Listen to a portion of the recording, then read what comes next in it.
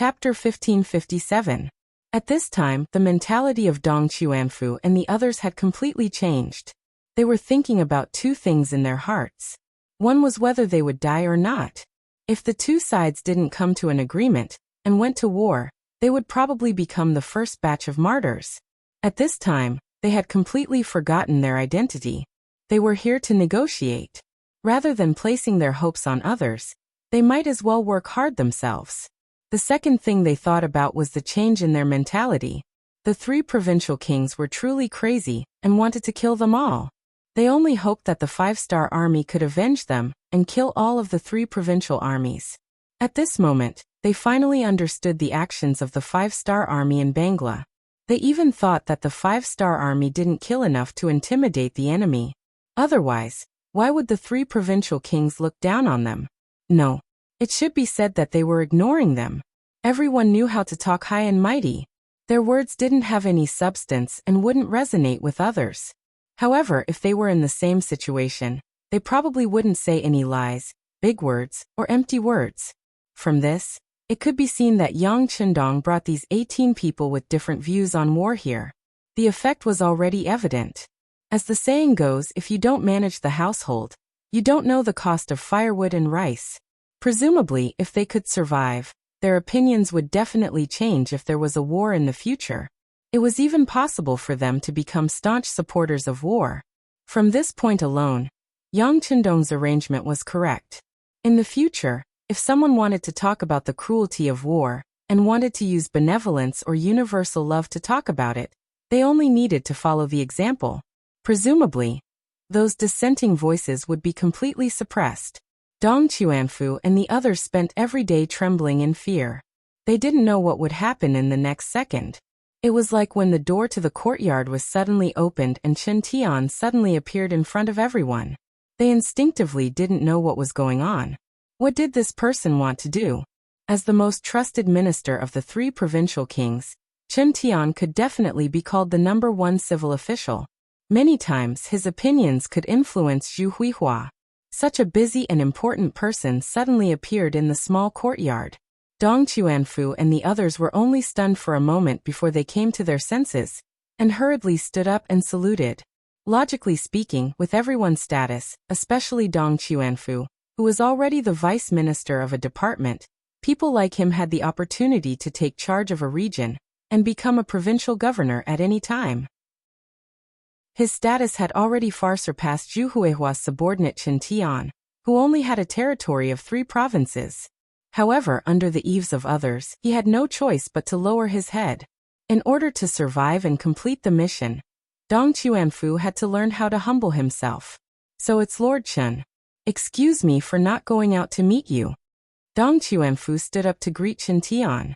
Although he was happy to be able to talk to Chen Tian, on the surface, Dong Chuanfu still had an unhurried appearance.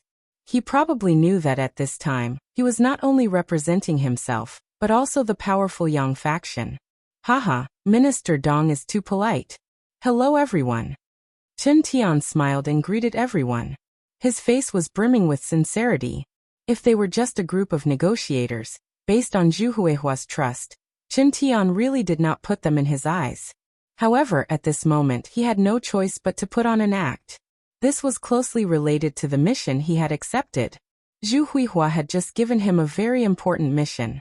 If he wanted to complete this mission, he needed the cooperation of Dong Chuanfu and the others in front of him. Although he did not think that this mission had a chance of success, in order to gain the most trust, he decided to take a gamble and give it a try. Being able to speak eloquently was one of Chen Tian's greatest abilities. With his intention, everyone sat together and began to talk. The topic was led in the direction of the result he wanted. At first, everyone was very happy with Chen Tian's goodwill, and even his humble attitude. Some people even began to suppress their pride in their hearts. See, in other people's territory, they still had to curry favor with him. Didn't this mean that Yang Xie was now so powerful that no one could be a match for him? However, as the conversation deepened, Chen Tian changed his way of speaking his thoughts and put forward his request. Everyone was speechless, and the pride that had just risen was suppressed back into the bottom of their hearts. As the leader of the 18 people, Dong Chuanfu was even more furious. He loudly rebuked. This is simply impossible. We will never agree to this request of yours. That's right. Deputy Director Yan Lianshui, who was second only to Dong Chuanfu among the 18 people, also spoke up. If there is anything you want to discuss, you can discuss it with us. We are here on behalf of Yangxia. There are many things that Minister Dong can make the decision on.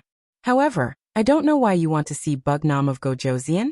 You also want Bugnam of Gojoseon to personally visit Yunnan Manor. Isn't it said that a gentleman does not stand under a collapsing wall? Yes, we will never agree to this. For a moment, the 18 envoys actually spoke in unison. Perhaps this was because Chen Tian's request was too excessive, but how could it not be, because they all knew that they could not agree to this request, nor did they have the authority to agree to it. What kind of joke was this? Inviting Yang Qindong to enter Yunnan Manor, and not allowing him to bring more than 500 soldiers? Such excessive conditions were probably something that no one in Yangxia would agree to, right? How could they agree so easily? And even if they did agree, what would it do? Although Dong Chuanfu and the other 18 people were very afraid of death, they were more worried about the safety of their families and clansmen. If because of them, Yang Qindong was in danger, and something happened to him.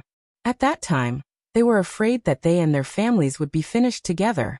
Not only that, but their reputations might also go down in history. That was the greatest harm to scholars. Seeing that Dong Chuanfu and the other 18 people were filled with anger, Chen Tian was not angry or anxious. All of this was within his expectations. He did not expect to be able to persuade them with his glib tongue. He came here to deliver the message. Whether it would succeed or not, he did not have much hope. Everyone, don't be anxious. Since it is a negotiation, then of course it is a negotiation. To put it bluntly, we will propose conditions to each other, and everyone will discuss it. Like this, as long as Bugnam of Gojoseon is willing to show his sincerity, and not bring more than 500 soldiers into Yunnan Manor, then we will recognize his magnanimity.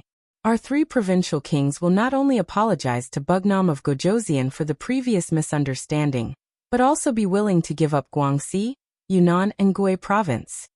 Chen Tian threw out a bomb as soon as he opened his mouth. Hearing this, Dong Chuanfu and the others were stunned.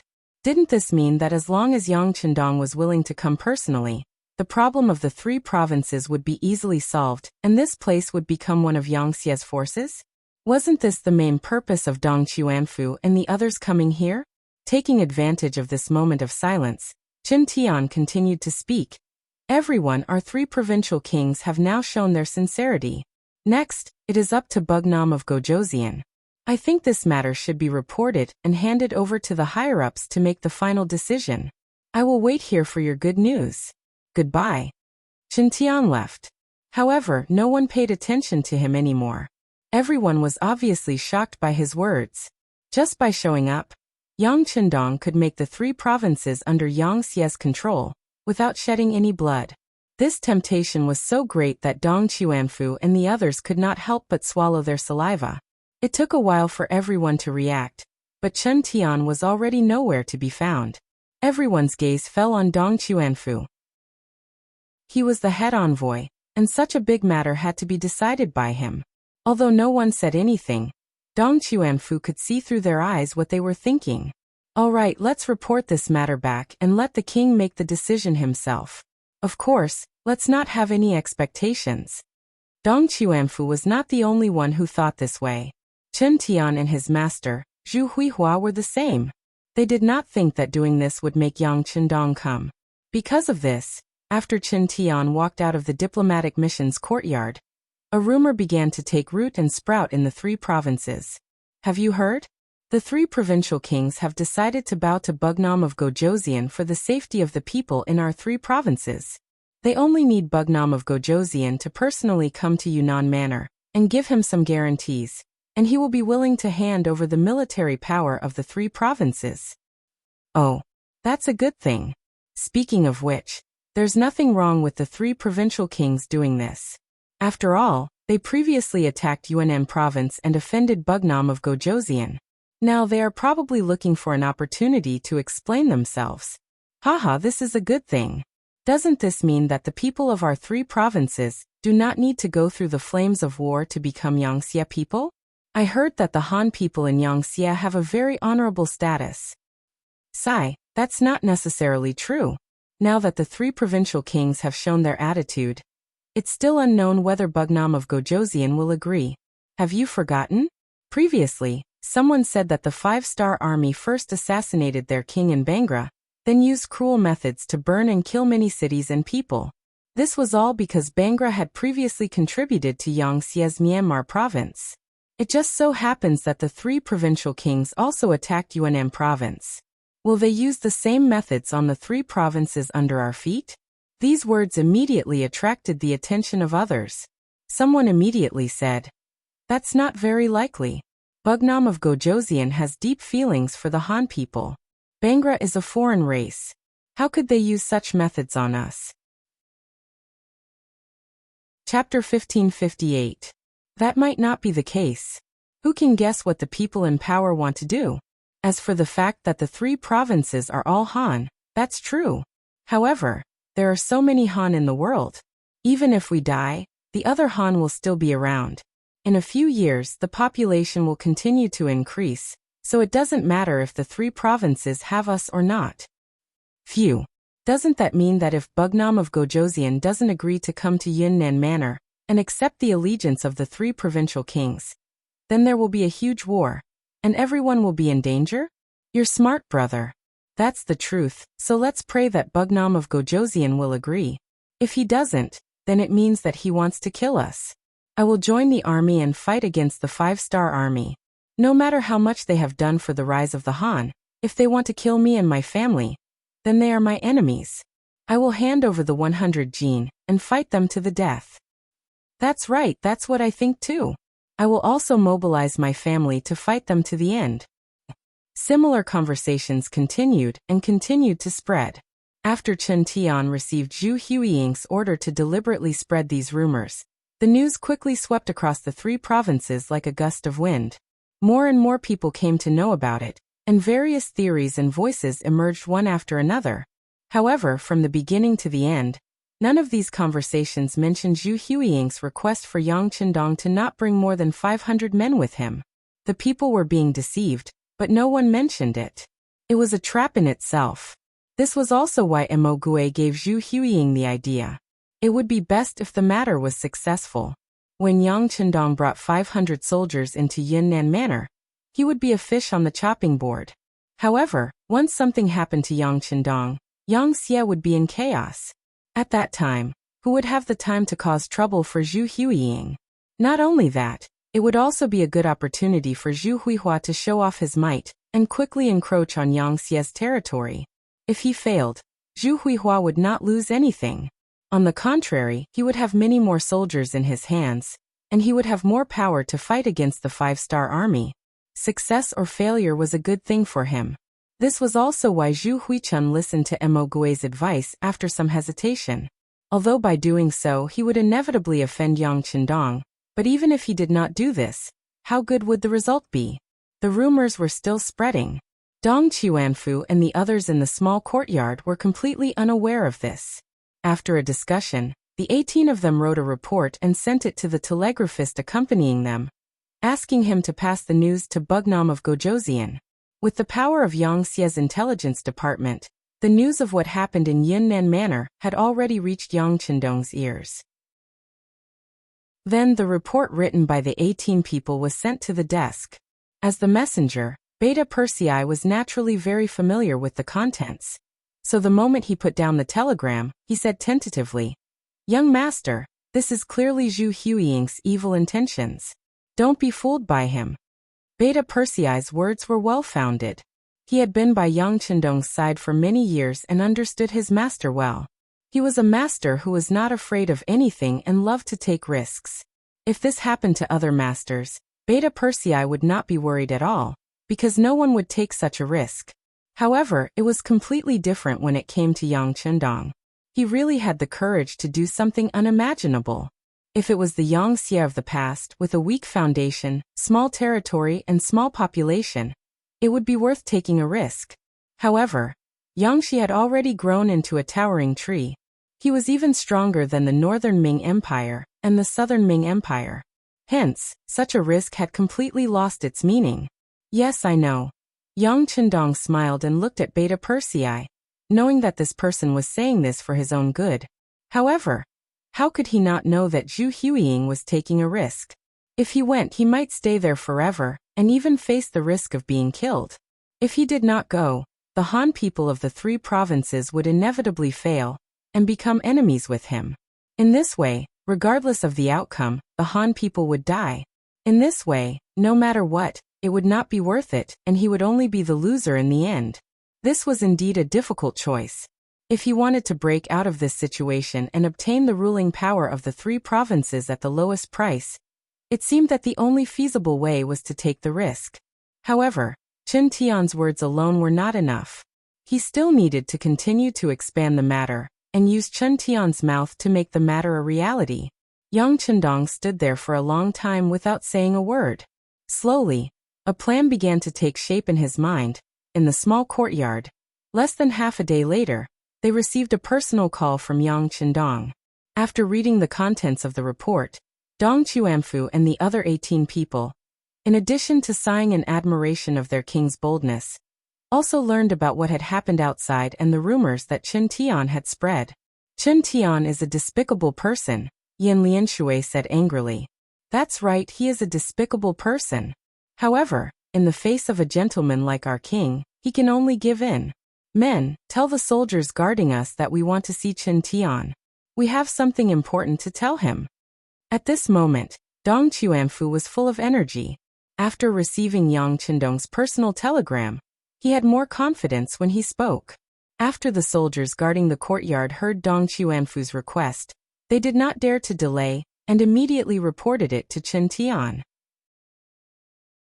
Chen Tian was also very curious about the 5-star army's decision so quickly. He led a group of soldiers back to the small courtyard and saw Dong Chuanfu and the others who had been waiting there for a long time.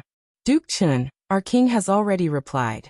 He welcomes and is gratified that the 3 provincial kings are willing to submit to our Yangxie. As for the 3 provincial kings' request to meet my great king in the city, I have also agreed. Dong Chuanfu's voice was not soft. He looked completely different from when they met in the morning. He looked much more energetic. He actually agreed? Chen Tian, who was originally a little absent-minded, was stunned. He originally thought that Bugnam of Gojoseon would definitely point out that this was a conspiracy and reprimand them. As such, they only needed to prepare for the upcoming battle. Then they would make good use of the newly won people's hearts. There was still a possibility of a battle. However, when Dong Chuanfu said that Yang Chendong had agreed, Chen Tian felt that his brain was not enough to process it. Could he really agree to this? Could it be that he did not know that this was a conspiracy? Could it be that he did not know that once Bugnam of Gojoseon came to Yunnan Manor, it would be equivalent to an eagle being locked in a cage, and would not have the chance to spread its wings and soar? Could it be that he did not know that this was a dangerous journey? At this moment, countless thoughts appeared in Chen Tian's mind. He was increasingly unable to understand Yang Chendong's actions.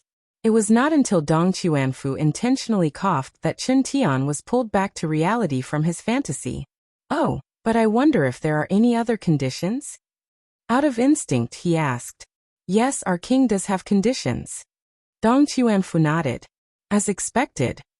Chen Tian's heart skipped a beat. He did not believe that Yang Chendong would jump in despite knowing the truth of the matter. He had even thought about what the other party's request would be. It must be to bring more soldiers. For example, the 500 followers would be replaced by 50,000. With the powerful combat strength of the 5-star army, if these 50,000 were all elite troops, it would be very difficult to touch him in Yunnan Manor. Chen Tian already had a judgment in his heart. He was even prepared to reject the other party's request for 50,000 people, because it would threaten the safety of the 3 provincial kings. He opened his mouth and said, "But I don't know what the conditions are.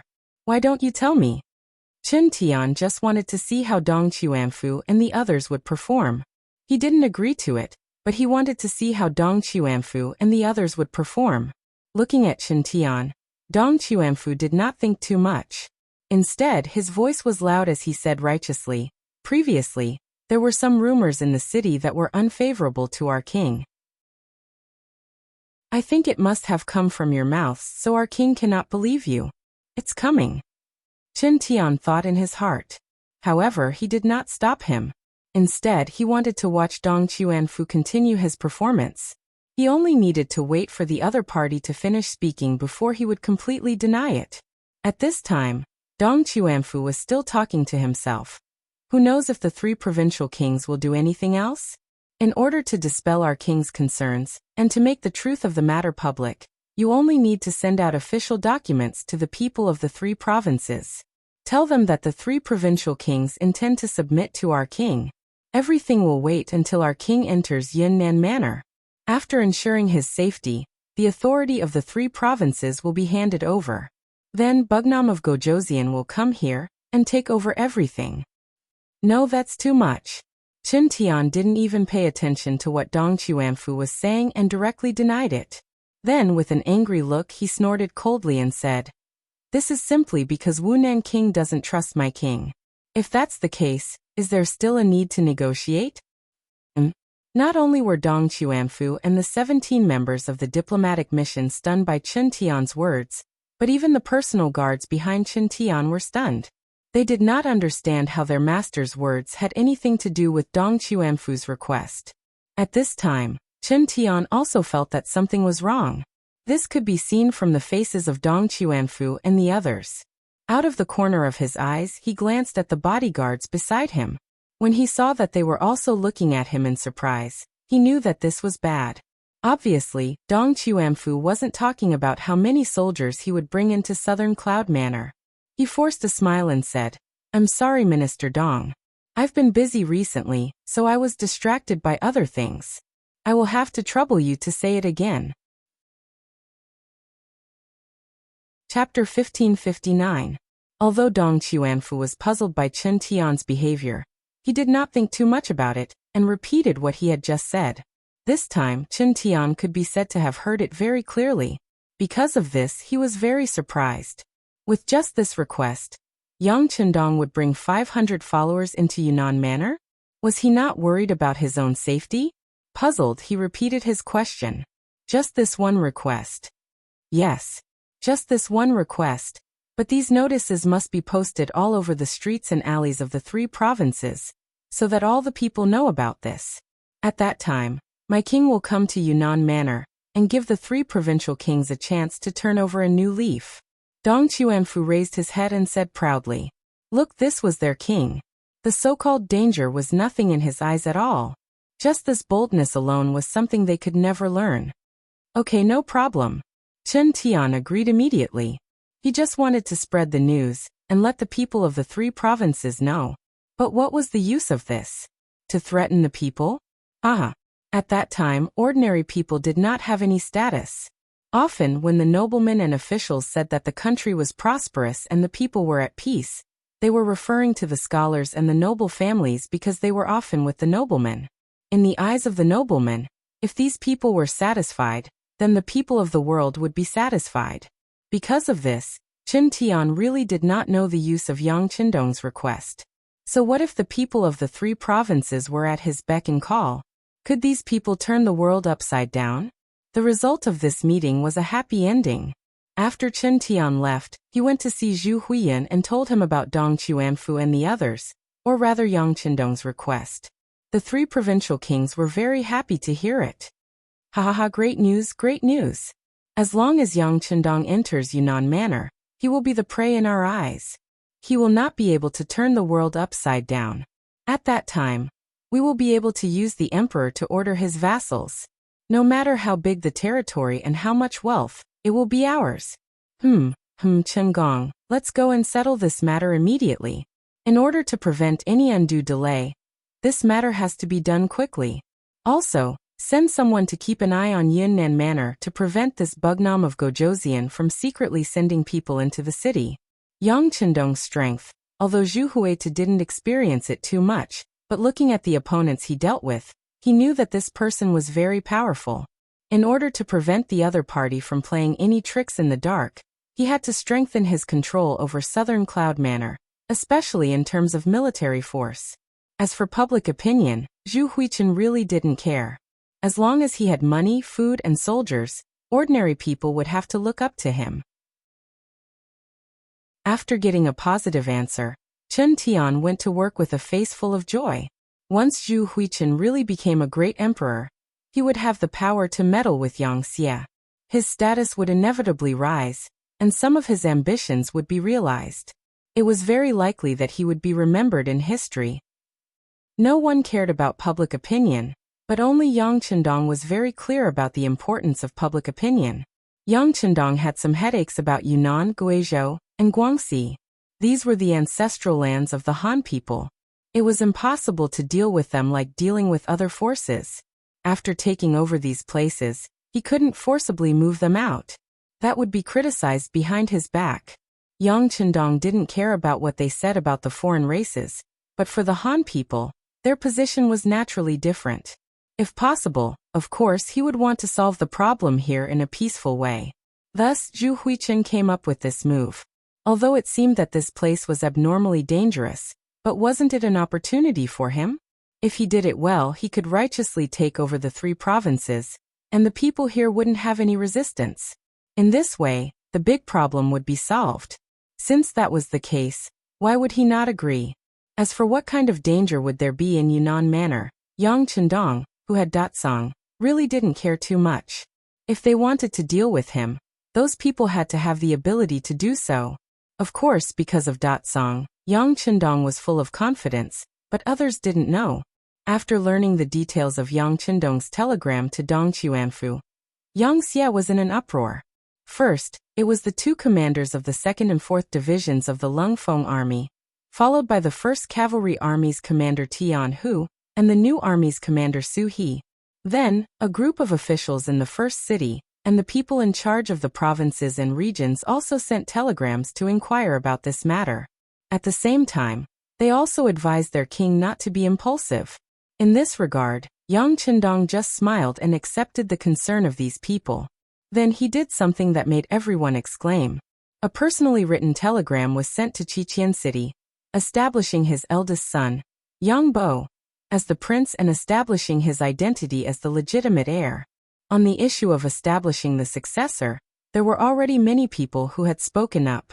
After all, Yang Chendong was different from other monarchs. He was a master who always liked to rush to the front line, and danger could be discovered at any time. It was true that Yang Bo was the eldest son, and he was also the son of Queen Huyen.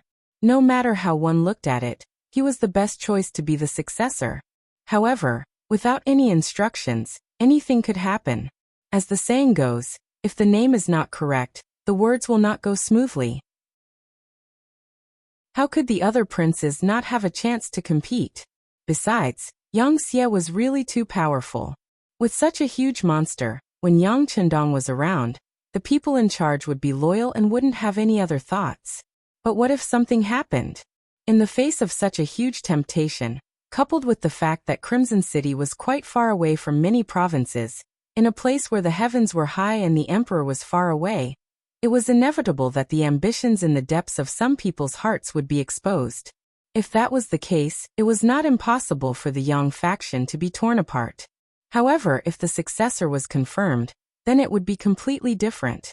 At that time, when Yang Chendong wasn't around, everyone would consciously follow the new young master. Regardless of whether they agreed in their hearts, they would have to do so on the surface. If some of them had other ideas and made other moves, Yang Bo would be able to give the order to send out troops to suppress them. Just like before, it would be justifiable. This was the importance of having a legitimate successor. It was because Yang Chendong was still very young, only in his 30s, and his health had always been very good. In addition, he had the protection of the world's most elite forces, the Black Cavalry. That's right, after some people's requests for a successor were not answered, they weren't particularly anxious.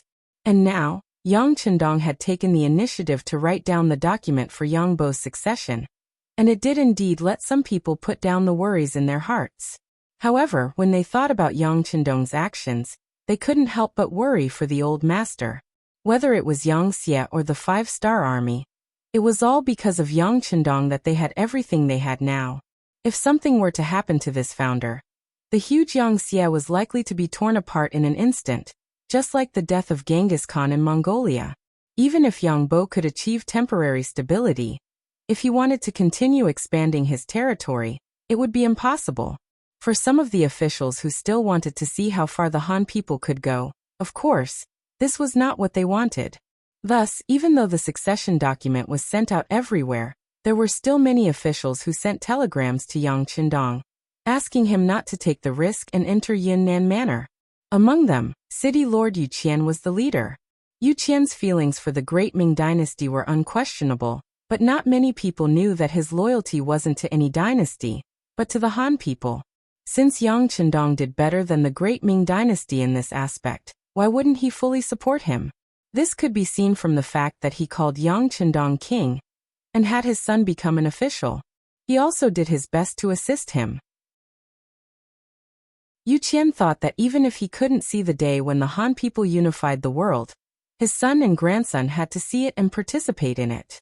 But now, just as the hope was getting bigger and bigger, Yang Chendong wanted to take the initiative to take the risk, so how could he let it go? If Yang Chendong hadn't sent a telegram to Yang Wu and Deputy City Lord Luan Shaochen in Crimson City to keep an eye on Yu Qian, he probably would have already boarded a ship and rushed over. Even so, Yu Qian still sent 3 telegrams a day to express his determination, and also warned Yang Chendong not to take the risk. The public opinion could be fought for in the future, but he couldn't take the risk and regret it for the rest of his life. Imperial Palace of Crimson City.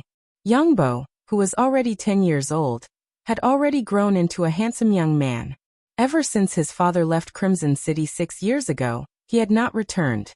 In other words, Yang Bo, who was already 10 years old, had not seen his father for more than 6 years. However, this did not affect the glorious image of Yang Chendong in his heart. Putting aside everything else, in the past 6 years, Yang Chendong had restored the Far Eastern province and taken down Eastern Europe and Central Asia. He had destroyed countless countries and increased the wealth, territory, and population of the Yangtze. It wouldn't be long before news of a great victory came from the front. When the little Yang Bo heard this, he felt a sense of pride and glory. From how he saw it, this was why his father was so amazing, and he felt proud to have such a father. With his father as his role model, Yang Bo did not live a pampered life because of his status as the crown prince. On the contrary, he worked even harder than the children of other families. He studied and learned how to wield his saber, and he had done some research on firearms. As the Empress Mother, Hu Yan naturally gave her full support. Whatever Yang Bo wanted to learn, the top talents in the entire Crimson City could be his teachers, allowing him to ask any questions he wanted. With great support, Yang Bo was more opinionated than his peers, and he was also more mature. He had always thought that he had to work hard, so that when his father returned to Crimson City, he would be praised by his father. He wanted to enjoy the fatherly love and praise that only children could enjoy. Chapter 1560. But now, a document had spread to every province in Yangtze. He had become a prince and the first in line to inherit the throne. After knowing what this meant from his teacher, Yang Chendong was not only unhappy, but he personally wrote a telegram and sent it to Yang Chendong. The meaning was not complicated. As a son, he missed his father. He wanted to see his father and enjoy the joy that Yang Chendong brought him when he touched his little head. As a son, he didn't want his father to take risks, because his father was his everything. As the son of a king, and a possible king in the future, he understood his father's approach. He wished his father a triumphant return, and would wait for his safe return. But if things did not work out, he would take the initiative to start everything and fulfill Yang Chendong's wish to let the Han people stand at the top of the world. This telegram was respectfully sent to Yang Chendong by Beta Persei. After reading the contents of the telegram, Yang Chendong had mixed feelings. He sighed in his heart. His son had finally grown up. She couldn't help but murmur in her heart, "Boer, don't worry. Your father won't be in trouble so easily. I will lead you to a higher peak. I will watch you get married and have children. I will watch the day you rule this world. Order, prepare to set off for Yunnan Manor." At this moment, Yang Chendong's face was full of high spirits. He wanted to set an example for his son. He wanted to make everything impossible possible. According to the news, the kings of the 3 provinces had already posted notices, stating that as long as King Wu Nan, Yang Chendong, was willing to condescend to the southern cloud manor, the king of the 3 provinces, Zhu Huixian, would be moved by his sincerity. The 3 provinces might surrender without a fight and become part of Yang Chendong's territory. When the notice was posted, the local people were overjoyed. They had long heard about the treatment of the Han people in Yangtze's territory. Not only did everyone have a grain field, but they were also given houses to live in. Those with skills could also work in factories to earn money. It was said that many people who went there first not only did not have enough food at home, but also had meat on the table during the new year. All of this was undoubtedly a fairy-like life for the ordinary people. If it was not because they were too far away or because the village officials and officials at all levels were too strict, they would have fled and sought refuge. Now they could become a member of Yangtze without moving and enjoy all kinds of good policies. All of the people were naturally overjoyed and looked forward to Bugnam of Gojoseon's appearance in Yunnan Manor. Of course, most of the people did not think that Yang Chendong would be a threat once he entered the territory of the 3 provinces. From their point of view, Bugnam of Gojoseon, who could destroy the Mongolians and the surrounding foreign tribes, moved into Yunnan Manor. It was the same as returning to his own home. How could there be any danger? On the contrary, if Bugnam of Gojoseon did not come, it would mean that he did not want them and their lives would be in danger. In order to survive, they had to work hard to become the 3 provinces' army and fight against the 5-star army on the battlefield. It had to be said that Zhu Huiyu had the upper hand in public opinion this time. He was now using public opinion to threaten Yang Chendong and force him to take the risk to come to Yunnan Manor. Yang Chendong, who knew everything, could not think of a way to solve the problem, so he decided to take the risk this time. Naturally, this risk was very dangerous in the eyes of others, but in Yang Chendong's eyes, it was not a big deal. If he was forced into a corner, he could use the big warehouse. But before he was at the end of his rope, it was better not to expose his bottom line. He would not forget that from all kinds of clues, there was a pair of eyes staring at him in the dark. And before he found the traitor, it was best not to use his trump card. This was equivalent to an additional insurance. If he did not want to use the big warehouse, the 500 people who came this time must be carefully selected. Of course, Yang Er volunteered himself and insisted on following him. Next was the 2,000 Black Cavalry, the Lung brothers, and the self-proclaimed elite warriors of the world's first cavalry army. However, there were only 500 people to follow. Even if the Black Cavalry had 2,000 people, how could there be anyone else's turn? Out of 2,000 people, only 500 could be brought. With a ratio of 4 to 1, all the Black Cavalry wanted to join. In their hearts, it was all thanks to Yang Chendong that they could have a good life and social status now. Now that their master needed them, of course, they would not shirk their responsibility. Yang Chendong handed this difficult matter to Beta Persei to handle. He believed that this young family servant would do his best to protect his safety. If that was the case, who would he bring along? He must be more nervous than himself. Beta Persei also lived up to Yang Chendong's expectations. After getting the power to choose the soldiers, he called for 2,000 Black Cavalry and held an internal martial arts competition in a small area. The first 500 people could follow. As for the others, if they did not seize the opportunity, then sorry, they could only stay here quietly. In the afternoon, 500 of the most elite Black Cavalry were selected. Beta Persei immediately transferred a batch of firearms to them. Then, under the worried eyes of the 5-star army generals, they went straight from Beijiang Prefecture to Yunnan Prefecture under the banner of Bugnam of Gojoseon. After Yang Chendong arrived at Beijiang Prefecture, Wang Zhanjiang, one of the 3 provincial generals outside the city, retreated with his army. He came on this trip full of confidence. The army of 150,000 looked like they were bound to invade the entire Vietnamese province. In Wang Zhanjiang's mind, he suddenly appeared in Vietnamese province and had the advantage of military strength. Even if he could not conquer the entire Vietnamese province, he could at least occupy half of it. However, he did not expect that Beijiang Prefecture alone would be able to stop him here. With the cooperation of the 1st Division of the Cold Front Division, he did not gain the slightest advantage no matter how hard he tried. He also did not see any hope of attacking the city.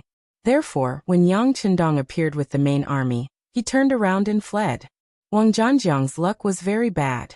When he led his troops back to Langsun, he was heavily injured by Cheng Hu of the 1st Division of the Cold Front Division, causing him to flee like a stray dog.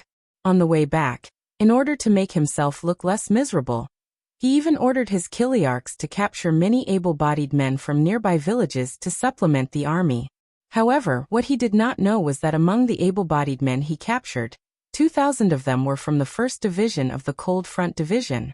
One by one, they disguised themselves as ordinary people and were scattered all over the place. Then, they were caught and found by the 3 provinces' army and brought back to the Southern Cloud Mansion in a grand manner. Although these 2,000 men were scattered among the various armies, they were already prepared. As long as Cheng Hu as the commander gave the order, they would immediately gather and do more things. The existence of these people was also one of the trump cards that Yang Qindong dared to enter Yunnan Prefecture. Since both sides had reached a temporary truce agreement, Yang Qindong had already set off for Yunnan Prefecture with 500 black cavalry. Naturally, they did not encounter any obstacles along the way. Moreover, the armies and officials of the 3 provincial kings would come out to greet them as a sign of friendship. This allowed Yang Qindong and his troops to get closer and closer to Yunnan Prefecture. In Yunnan Prefecture, at this moment, Zhu Huichuan's face was flushed and he was extremely excited. Previously, when he heard Mo Gui's suggestion, he did not think it was feasible. At least, if he was Yang Qindong, he would never take the risk to come to Yunnan Prefecture. Since he had a good chance of winning, why would he take the risk? However, Yang Qindong actually agreed and even appointed his eldest son, Yang Bo, as the prince. This meant that he was ready to break the hatchet and sink the boat. When Zhu Huiqiu thought about how long it would take for Yang Qindong to appear in front of him, and even be controlled by him, then he might indirectly control the entire Yang family. His heart began to beat faster and faster, and it didn't slow down. In his excitement, he secretly mobilized the elite forces in his hands to get closer to Yunnan Prefecture. What he needed to do was to wait for Yang Qindong to enter the city and find the right opportunity to control him for his own use. In order to successfully complete this mission, he continuously mobilized the elite forces under him from the provinces and gathered outside Yunnan Prefecture. At the same time, he also sent out a large number of scouts to pay attention to the main forces of the 5-star army in the south of Langsun. Once he found out that they were acting strangely, he would use Yang Qindong as an excuse to immediately send troops to attack and take the initiative first. However, from the information he received so far, the main forces of the 5-star army were very obedient. They seemed to believe that Yang Qindong could succeed in the peace talks, and did not have the slightest intention of moving to the 3 provinces. This made Zhu Huichun feel relieved, but at the same time, he cursed the stupidity of the 5-star army in his heart. 10 days later, when he learned that Yang Qindong and his 500 men were less than 3 days away from Yunnan Prefecture, Zhu Huichun called a group of his confidants to a secret room to discuss and perfect the military plan. Other than his number 1 think tank, Chen Tian, there were 4 of his generals present.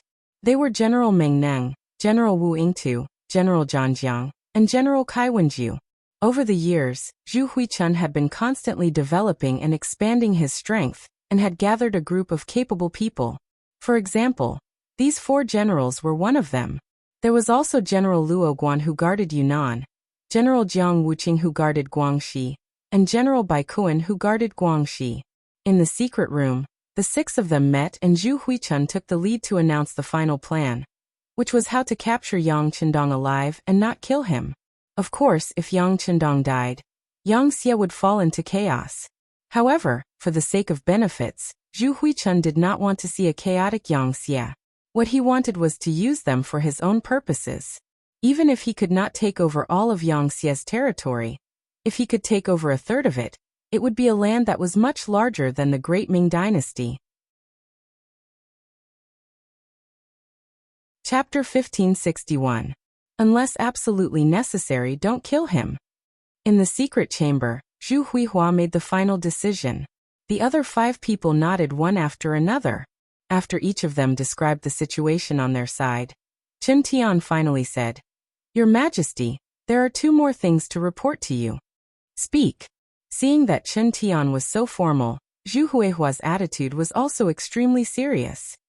"Your Majesty, our people have noticed that the Shiping King's Mu family has been very active recently. I'm afraid that they will become one of the uncertain factors." Chen Tian reported the discovery of the Mu family as a big matter. The other party had been operating in Yunnan for many years. Their influence were spread far and wide. It was not something that could be wiped out in a few years. If they jumped out to cause trouble at the crucial time, it would cause problems. Zhu Huihua frowned first, then quickly relaxed and said, "It's fine. They will not cooperate with Yang Chendong. They would rather this person die here. We just need to keep an eye on them." This was not wrong at all. Yang Chendong was Zhu Huihua's enemy, so how could he not be the enemy of the Southern Ming Empire? The Mu family had been indebted to the Great Ming Empire for generations. If there was a chance to eliminate Yang Chendong, the biggest threat to the Great Ming Empire, they would not let it go easily. Therefore, most of the people from the Mu family came to kill Yang Chendong, and it was impossible for them to save people. Since Zhu Huihua said that he knew about this matter, Chen Tian did not say anything more.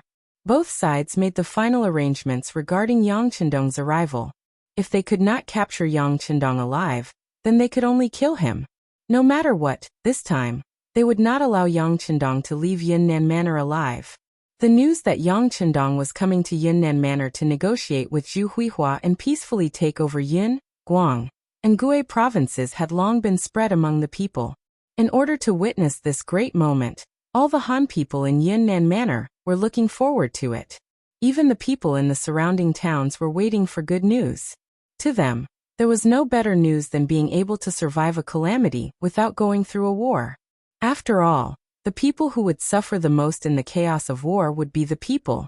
3 days later, outside the southern city gate of Yunnan Manor, Chen Tianzheng led a group of people to welcome the arrival of Yang Chendong's team. Zhu Huichen did not appear. Instead, he used the excuse that he was not feeling well to hide. This was what he had to be careful about. Mo Gui also reminded him that Yang Chendong was a very powerful person. He didn't act according to common sense. Don't get kidnapped as soon as you see him. If that happened, you would suffer a double loss. Regarding this, Zhu Huilu deeply agreed. In order to prevent Yang Chendong from having the opportunity to deal with or capture him alive, before the situation was under control, he would not meet with Yang Chendong. This time, he only sent Chen Tian as his representative. Yang Chendong's team came from afar. They were all dressed in black armor and black horses. Every one of the black cavalry had a saber at their waist and a firearm on their back.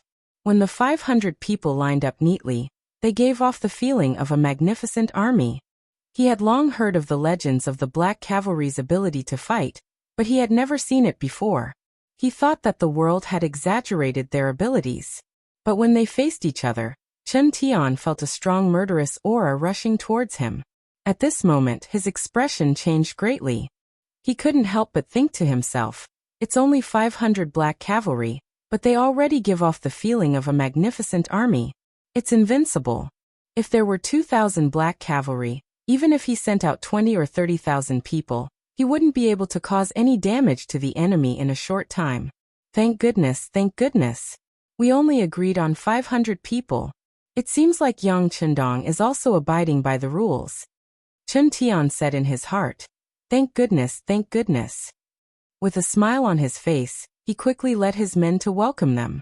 Yang Chendong was no stranger to Chen Tian. They had interacted many times before. Thus he recognized him from afar. But when he didn't see Zhu Huilyo's figure, Yang Chendong deliberately pretended to be unhappy and asked, what's wrong? The 3 provincial kings didn't come?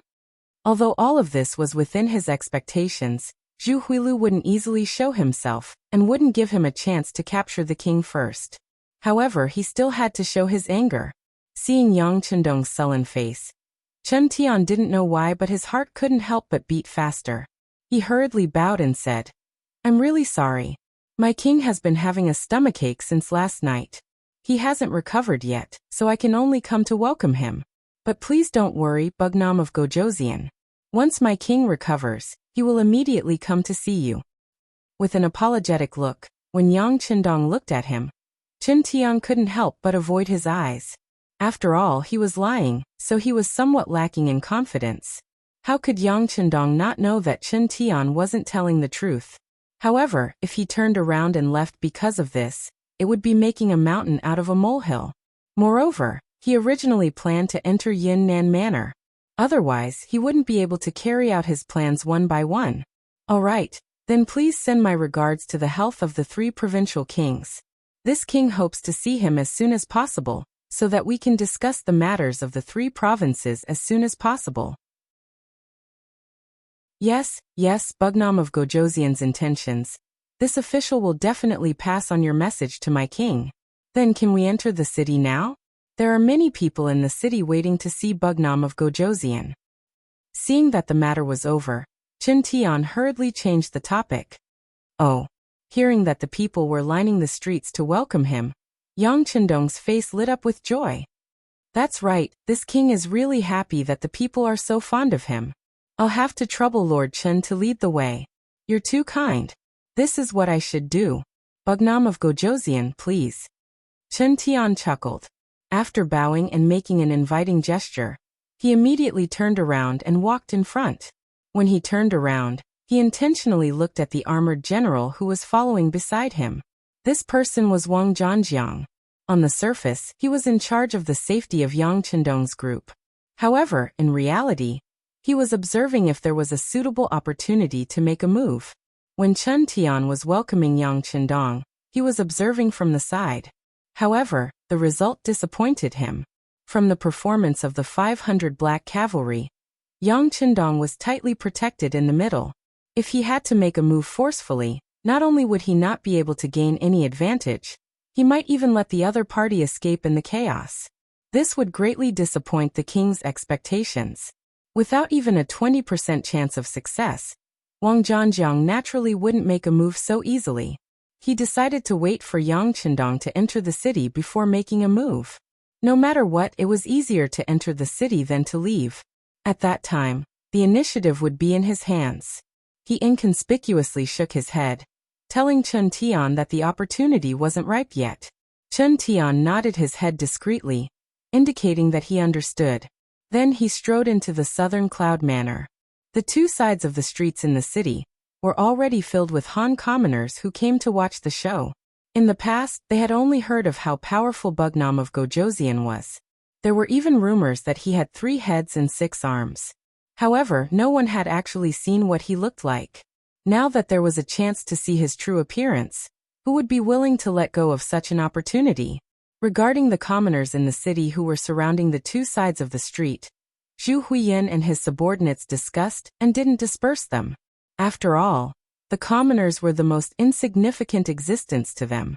They didn't care about the so-called true public opinion. If they wanted to watch, then they could come and watch. This way, Yang Qindong would lower his guard. After all, with so many commoners watching, the other party would definitely think that they were sincere in negotiating. This would be beneficial to them. However, Zhu Huiyin didn't even think about it. He didn't even dare to go out of the city to welcome them. This already proved that he lacked confidence. How could Yang Qindong easily believe him? However, he was happy to see the commoners of the 3 provinces because he had already prepared gifts for these commoners. Yang Qindong entered the city. In front of him was Qin Tian and his men. They were responsible for opening the way and ensuring the safety along the way. Every 2 steps, there was a soldier from the 3 provinces guarding the place. They looked as if they were facing a great enemy. However, they weren't targeting the 5-star army, but the people from Shiping King's Mu family.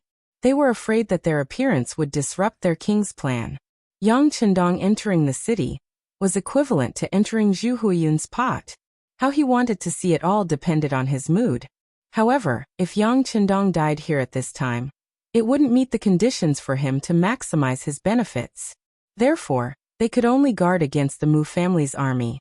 It was reasonable for the soldiers on the street to be so nervous. Although Chen Tian was walking in front, his attention was always on the people behind him. When he saw Yang Chendong entering the city under the protection of 500 black cavalry, he breathed a long sigh of relief. He was worried that the other party would leave without even entering the city gate. In that case, all the plans would be child's play. But now, the other party had entered the city, and everything that followed was no longer up to the other party.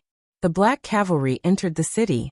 Yang Chendong, who was riding on the only white horse, the white dragon, was greeted by the curious gazes of the commoners.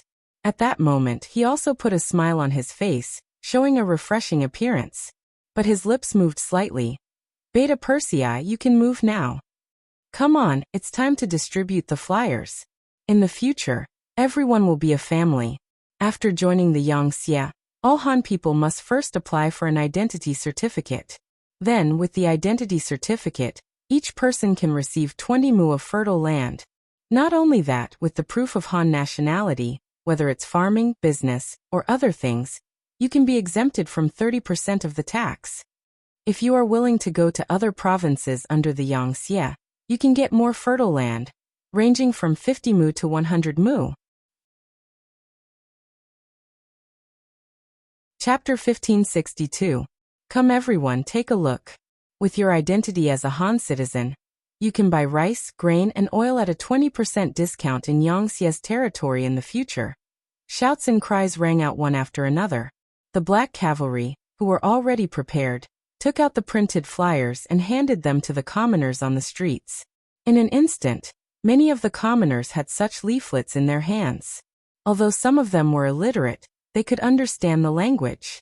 When they heard the descriptions from the Black Knight Dragon Guards, their eyes were already dazzled. They looked at the leaflet in their hands and carefully put it away.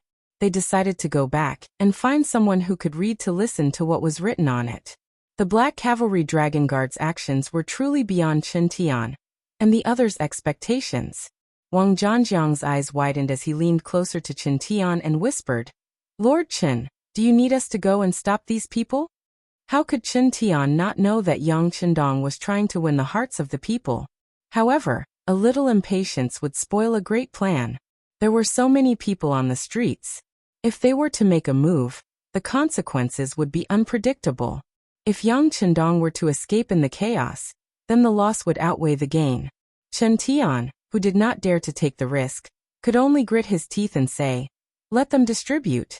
As long as something happens to Bugnam of Gojoseon, these flyers will naturally be useless. It's fine." Just like that, without anyone stopping them, the 500 black cavalry's bulging chests quickly deflated. The 100,000 flyers were all distributed. Yang Chendong smiled with satisfaction. He believed that after these policies were made known to the people, there would be a huge change in the hearts of the people in the 3 provinces. This would be very helpful in promoting the subsequent takeover of this place. It could be said that the first thing he did after entering the city was successfully completed. Finally, after passing through the long street, under the guidance of Chen Tian and the others, they finally arrived at a relatively independent courtyard with 4 entrances. Apart from a courtyard, there were no other buildings in the area. It was very quiet. Along the way, no one came out to cause trouble. The Mu family members who originally wanted to jump out also restrained their impulse to make a move. Perhaps they also knew that under the protection of a large number of soldiers from the 3 provinces, Yang Chendong also had the extremely elite 500 black cavalry by his side to protect him. In addition, there were so many people on this street. Forcefully making a move would not gain the slightest advantage. Bugnam of Gojoseon, this is the resting place that my king has prepared for you. Since there are too many of you, the 3-sectioned courtyard nearby will also be given to you. Are you satisfied with that? Chen Tian asked with a smile. From his expression, there was not a trace of hostility. Not bad, I'm satisfied. Yang Chendong smiled and nodded. Beta Persei, who was standing at the side, shouted, "Dao Xiao Ba Dao Jiang, lead the team in to investigate." Immediately, the 200 black cavalry dismounted and entered. After about a quarter of an hour, the 2 captains walked out and nodded at Beta Persei. Chen Tian was not surprised to see the black cavalry being so careful. He would not hide anyone in this courtyard. He did not think that such a lowly method would be able to take down Yang Chendong. Of course, it was not that he did not do anything. He also believed that Yang Chendong would be able to see through it, but there was nothing he could do. Bugnam of Gojoseon, you must be tired after such a long journey. Why don't you take a rest first? After that, someone will send food and drinks. Everything will wait for my king to recover before starting the peace talks immediately. Is that okay? Seeing that the matter was settled, Chen Tian cupped his hands and prepared to leave. Thank you for your trouble, Master Chen. I won't see you out. Yang Chendong still had a smile on his face. I wouldn't dare. Goodbye. After Chen Tian said this, he turned to General Wang Zhanjiang and said, Leave 1,000 soldiers outside the courtyard. They must ensure the safety of Bugnam of Gojoseon. Without orders, no one is allowed to approach this place. Otherwise, they will be killed without mercy. Please rest assured, Master Chen. Wang Zhanjiang replied happily.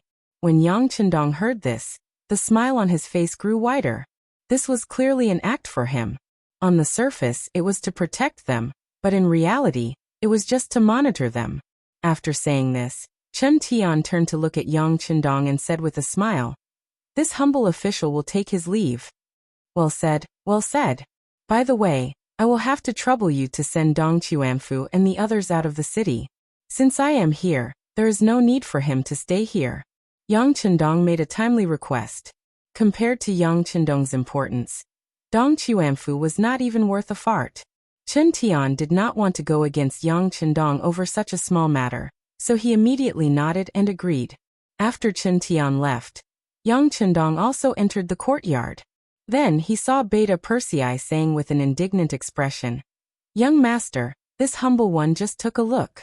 There are 2 courtyards and a total of 6 doors. 2 of them are front doors, 2 back doors and 2 side doors. This is really not easy to defend. Why didn't the other party find us a large courtyard with 5 courtyards? Why did they have to put together 2 courtyards? This is clearly to create a loophole in our defense. Looking at Beta Persei's angry expression, Yang Chendong waved his hand and said, Just take care of the main courtyard. As for the rest, we will wait and see. How could Yang Chendong not see through the other party's tricks? If Yang Chendong was 99% sure that Zhu Huitong had ulterior motives towards him before, he was 100% sure now. Since that was the case, there was no point in saying more. Everything depended on their own means. It seems that the other party doesn't want me dead, but wants me alive. Interesting, his appetite is really big. Yang Chendong muttered to himself as Beta Persei left to make arrangements. He was very curious about how the other party would target him. He also wanted to see how long the other party could endure. After Chen Tian left the courtyard, he arranged for someone to let Dong Chuanfu and the others leave. Then he strode towards the king's mansion of the 3 provinces. Zhu Huitong could no longer calm down, and was pacing back and forth in the hall.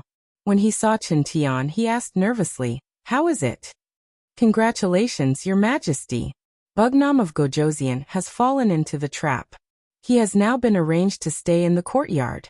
General Wang Zhanjiang is waiting there with his men. As he spoke, Chen Tian began to talk about the situation along the way in detail from the moment he saw Yang Chendong. Zhu Huitong didn't care about the leaflets in the city promoting the Yangxia policy at all. Yang Chendong couldn't even protect himself, so how could the policy be implemented? It was just a pie in the sky. There was nothing to be afraid of. What he cared about was that Yang Chendong had entered the city and lived in a courtyard with 6 doors. This would also determine whether the initiative was completely in his hands.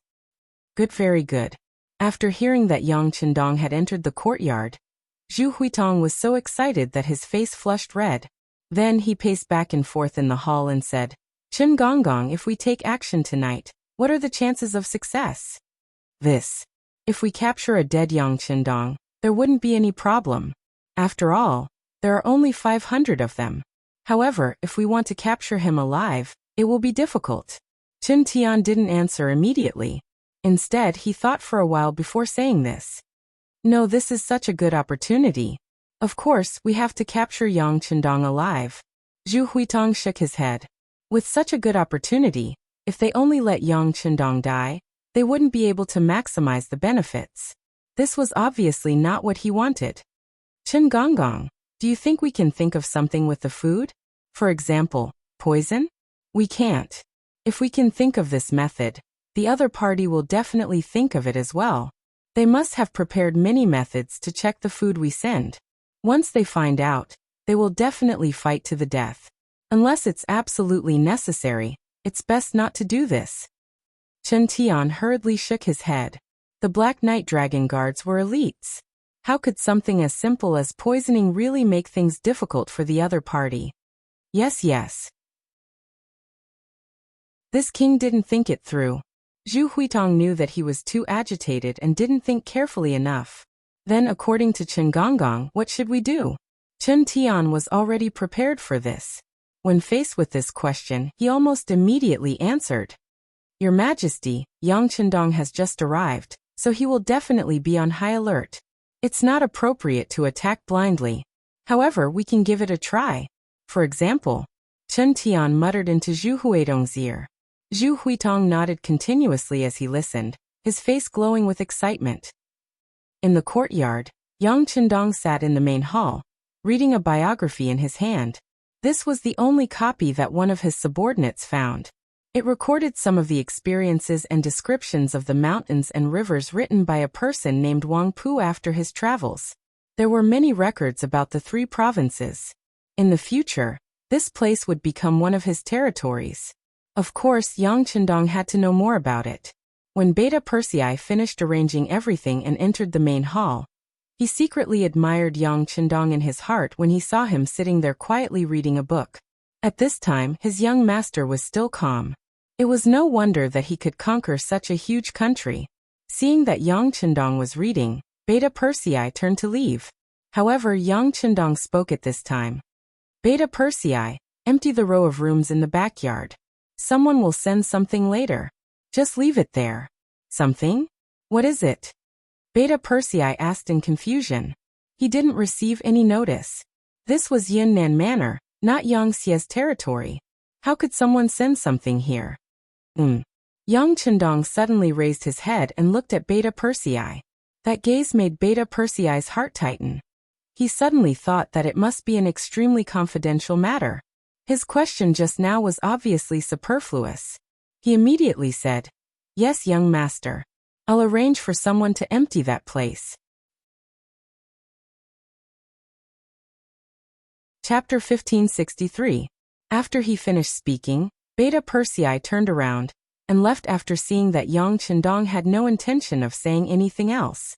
Leaving Yang Qindong alone in the main hall, he let out a sigh of relief. Of course, he would not let anyone else know about the secret of Datsang, not even Beta Persei. Yang Qindong was very clear about the principle that if the emperor did not keep the secret, he would lose his minister, and if the minister did not keep the secret, he would lose his chastity. Ever since the king of Bangla was assassinated, he always had a feeling that an invisible net was covering his head, and he always felt that someone was watching him in the dark. Although he had wanted to trace the origin of this feeling, unfortunately there was nothing, because this was just a feeling he had. However, Yang Qindong believed this feeling without any evidence. And before he found the traitor, he would not easily trust anyone. Of course, he believed in people like Beta Persei who followed him all the time, but he could not guarantee that the people around Beta Persei were reliable. In order to reduce the complications, it was better not to tell anyone. As for the row of houses in the backyard, Yang Qindong naturally wanted to put weapons there. This time, although the 500 black cavalry also brought firearms with them, they were very limited. This was especially true for ammunition, which was extremely lacking. And if they had enough ammunition, the 500 black cavalry would be enough to guard the small courtyard and prevent any enemy from advancing. It was dark. The 3 provincial armies sent food for the 500 black cavalry. Beta Persei brought Dao Xiao and Ba Daojiang to check carefully, and did not find any problems. But for the sake of safety, they only sent a squad of 10 black cavalry to try first. After seeing that there were no adverse reactions after an hour of eating, everyone began to eat. Yang Qindong agreed with everyone's caution. Although he did not think that the three provincial armies would do anything because it would only prove the other party's stupidity, it was better to be safe than sorry. After the meal, the small courtyard became quiet. A total of 500 black cavalry, a total of 200 people were arranged to be on night watch. They were hidden in every corner of the two courtyards, showing the caution of the black cavalry. The black cavalry was not only strong in individual combat, but also had a good sense of obedience and loyalty. What was more, they were cautious. When they should be bold, they would charge forward. When they should be careful, they would be extremely cautious like an embroidered woman. It was late at night. The figure of the night watchman walked past the street outside the door and sounded the third night watch. Not long after the night watchman walked past the street, hundreds of black shadows suddenly appeared from everywhere and began to gather outside the street. These black-clothed people were extremely familiar with the terrain of this street. They avoided the sentries of the three provincial armies one after another and arrived outside the small courtyard. Then they gathered into a flood. From afar, there were about 150 people. Their footsteps were light, their movements nimble, their landing silent, and there was no wind when they moved. They were undoubtedly experts. As soon as they appeared outside the small courtyard, their footsteps did not stop for too long. Instead, they jumped over the wall and stood guard. They appeared to be in good order. Soon the back door of the three courtyard was opened from the inside. A group of black-clothed people entered in a single file and quickly charged towards the four courtyard on the other side. Attack! Just as these black shadows did not encounter any obstacles along the way and arrived at the side door of the four courtyard, a loud roar suddenly sounded. Then, there was the sound of flames spewing out. Bullets flew out and covered the bodies of those black-clothed people. The black-clothed people were completely unprepared for this sudden attack. Just this attack alone caused at least 100 corpses to fall. Less than a third of the black-clothed people retreated in panic. However, since they were already here, how could they possibly let them retreat? Unknowingly, a row of black knights and dragon guards had appeared behind them. They had 2 light machine guns and the rest were Type 95. Just like that, they swept across the area. When the bullets landed among the shadows, there were screams after screams. Kill them all. Leave no one alive. Yang Chendong's voice sounded in the dark night. Unknowingly, he was already standing in the small courtyard. Beta Persei and Dao Xiao were standing on either side of him. The gunshots did not seem to have any intention of stopping. In less than a minute, the last 50 black-clothed people had all fallen into a pool of blood. From the beginning to the end, they did not even have a chance to draw their swords. They did not even see the shadows of their opponents before they were all turned into corpses. Young master is amazing. Beta Persei and Dao Xiao looked at each other and sighed. Just an hour ago, Yang Chendong suddenly called them, including Ba Daojiang, and asked them to be prepared to face the enemy at any time. Sure enough, the enemy appeared. They were caught off guard and did not cause any losses to themselves. This was how Beta Persei and the others admired Yang Chendong. Yang Chendong was a human, not a god. Of course, he did not know if the enemy would appear or when they would appear. He only had an instinctive feeling that Zhu Huituan would not be idle on the first night. If things went wrong, he would launch a probing attack. That was why he called Beta Persei and the others to prepare. However, he took this opportunity to go to the empty house in the backyard. With his strength as a grandmaster, he did not attract anyone's attention. Then, the place was filled with all kinds of weapons and ammunition taken out from the warehouse. After everything was done, Yang Chendong could finally breathe a sigh of relief. With the existence of these firearms, anyone who wanted to cause trouble for him would only be courting death. The gunshots in the courtyard quickly attracted the attention of General Wang Zhangjiang, who was in charge of security outside the courtyard. He rushed into the courtyard with a large number of soldiers from the 3 provinces. At this time, the torches had been lit and shone on the corpses. What's going on? What's going on? Wang Zhangjiang, who rushed into the courtyard, instinctively pulled out his sword. This action immediately attracted the aim of no less than 5 black muzzles. This really scared him. He felt as if his whole body could not move at this moment. Put down your guns. Beta Persei strode over and said loudly to the black cavalry. Then he looked at Wang Zhanjiang and said righteously, General Wang, these people are all assassins. They wanted to harm Bugnam of Gojoseon, but we found them and killed them all. But I don't know how so many people appeared here. What are your people doing outside? Of this, Wang Zhanjiang did not know how to answer. Chen Tian did not inform him of this probing operation because he did not want to complicate things. So General Wang, who was completely unaware, did not know how to answer. Looking at Wang Zhanjiang's stammering and flushed face, Yang Er shook his head. Without waiting for Wang Zhanjiang's answer, he said, All right, since you're here, I'll have to trouble you to transport these corpses out. After speaking, Beta Persei turned to leave. At this time, Ba Daojiang came forward and whispered, Second brother, we've used up 1/5 of our gunpowder in this battle. If this continues, I'm afraid. Let's go back and talk. Beta Persei glared at Ba Daojiang, then turned and strode away. And all this was seen by Wang Zhanjiang. At this moment, his heart trembled, as if he had understood something. Because of Wang Zhanjiang's arrival, the assassins' corpses were quickly moved out by the 3 provinces' army. Then the general went straight to the 3 provinces' palace without stopping. Chen Tian did not go back to rest. He was waiting for news here. After seeing Wang Zhanjiang's arrival, he and Zhu Huiqiu listened to his report seriously. After hearing that the 150 skilled assassins were all dead, and did not cause any casualties to the 5-star army, both Zhu Huiqiu and Chen Tian stopped talking. They did not expect this operation to be successful, but at least they could injure some of the black cavalry. But now, it seemed that they had underestimated their opponent's strength. My king, Lord Chen, this general also heard some news.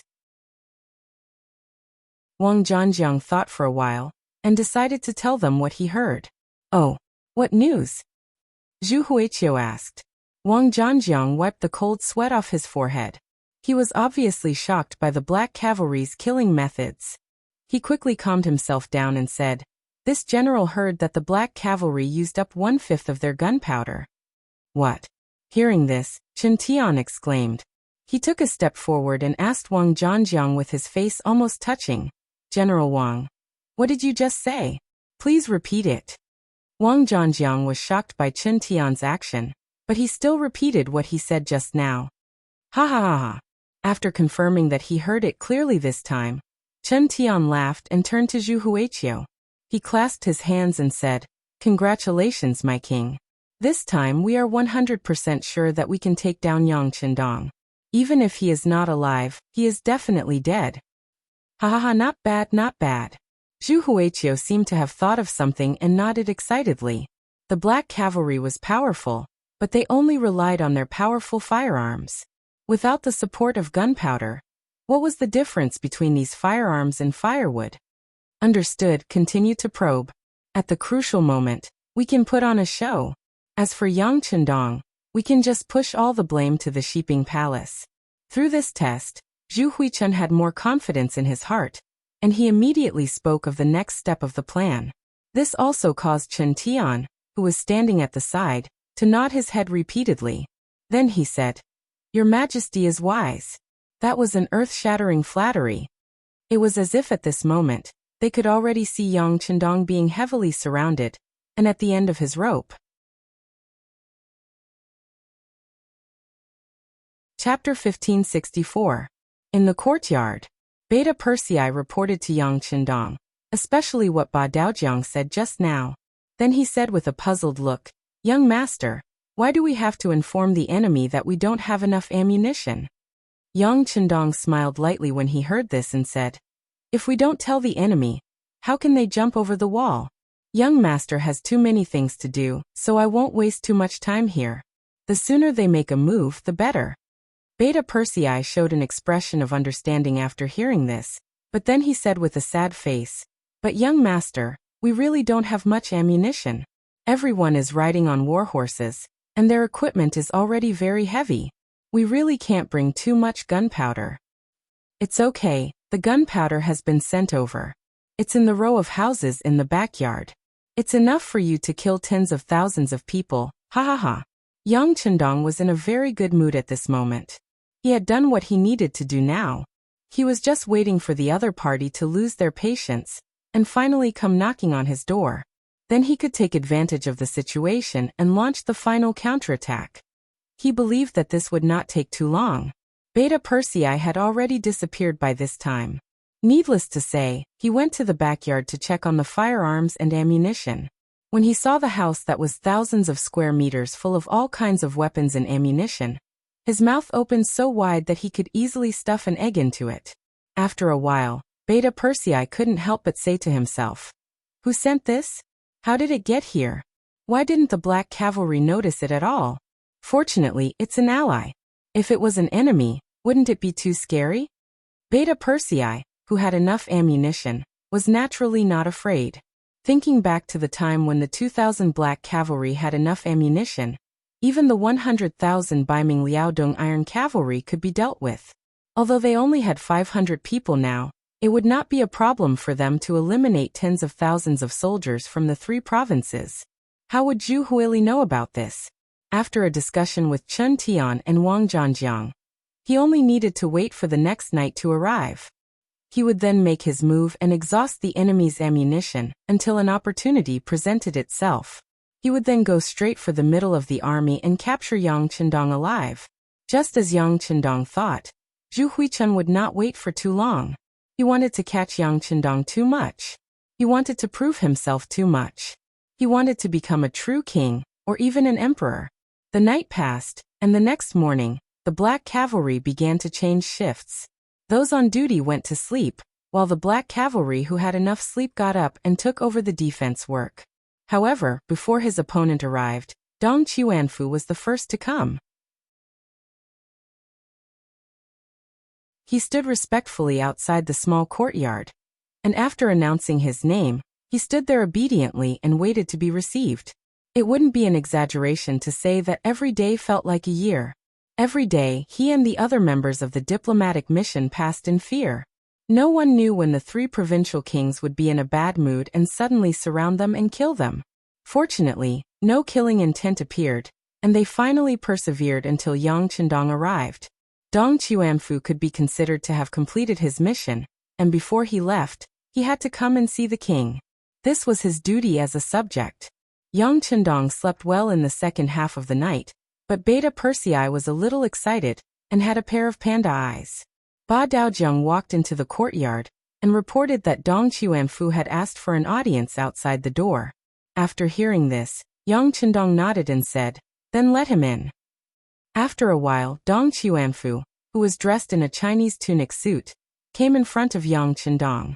He then knelt down and greeted him, respectfully calling him Your Majesty and greeting him well. "Get up." Letting Dong Chuanfu kneel on the ground, Yang Chendong didn't stop him.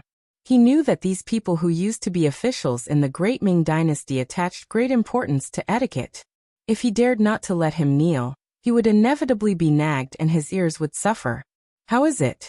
Have you gained anything during this time?" With a slight smile on his face, Yang Chendong said with a pleasant expression, "Although these people have made inappropriate remarks, Yang Wu reported in the telegram that these people are still very honest and competent for the work in hand. It's just that their thinking is somewhat traditional. If it wasn't for the fact that he was upright, how could he have become a vice minister?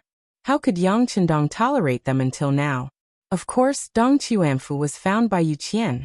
Needless to say, people who can be recognized by this person are not worried about their standing. When asked what he had learned, Dong Chuanfu, who had just stood up, sighed and said, "Your Majesty, this king of the 3 provinces is really too hateful. Ever since we came here, we have never seen him. Not only does he put on a high and mighty appearance, but he also frequently makes the soldiers guarding us make frightening movements. He is really hateful. It's also thanks to Your Majesty's wisdom that we can suppress him and make him obediently surrender to us." Even at this time, Dong Chuanfu was still kind enough to think that Yang Chendong's arrival was really to accept Zhu Huihua's surrender. Regarding this, Yang Chendong didn't mean to explain. He didn't want to show off his greatness in front of his officials, as if his appearance saved these people. Although this was the truth, but even without these people, in the face of righteousness, Yang Chendong was skilled and bold, and would still make this trip. He also didn't want to say that the reason why Zhu Huihua let Dong Chuanfu and the others go was because they were useless. And letting them go could also show his benevolence and make him famous. Well, this time when you go back, work hard. You also need to know that in this world, the so-called justice is just in the end, whose fist is bigger. Otherwise, the weak will not have any right to speak and receive any respect. If you have time, you can tell your colleagues about your experience. Perhaps a country can be ruled by law, by etiquette, and by virtue. But a country must be founded with one's fist. This is a principle that hasn't been repeated for thousands of years. Sometimes, killing people is also to save more people, understand? It was rare for Yang Qindong to say so much at once. Dong Chuanfu remembered it all in his heart, and quickly bowed his head and said, "I will remember your Majesty's teachings." "Good, go back. Leave in the morning, there's no need to stay." After Yang Qindong gave Dong Chuanfu one last warning, he waved his hand, and Ba Daojiang walked up and led him away. Yang Qindong slowly closed his eyes and thought about the current situation. There were only 3 reasons why Zhu Huihua didn't kill Dong Chuanfu and the others. First, it was disdain. After all, with a big fish like him around, everyone else could be ignored. Second, it was to confuse him and make him feel that the other party was really unwell, which was why they didn't come to negotiate. Then, if he was careless, it would be time for the other party to bare his fangs. Third, it was to make a name for himself. However, that was because he could kill him. If he couldn't do that, then the third reason was useless. Fine, Zhu Huihua, continue acting. Let's see if you can swallow me this time. Or if I can become Sun Wukong and wreak havoc in Princess Ironfan's stomach, and win in the end. The day passed uneventfully. Only in the morning did Qin Tian come over. Other than asking Yang Qindong how he slept last night, he also reported that Dong Chuanfu and the others had left the city. At the same time, he also said that their king Zhu Huihua's health had improved a little, but it would take a few more days for him to fully recover. He asked Yang Qindong to be understanding and wait patiently, who didn't know how to act. Yang Qindong reprimanded Qin Tian in front of him, saying that the killers that appeared last night had a lot to do with the lack of protection from the 3 provinces. Then, he said that he was busy with official business and couldn't wait here for more than a few days. If Zhu Huichun still couldn't come to see him in 3 days at most, he would leave.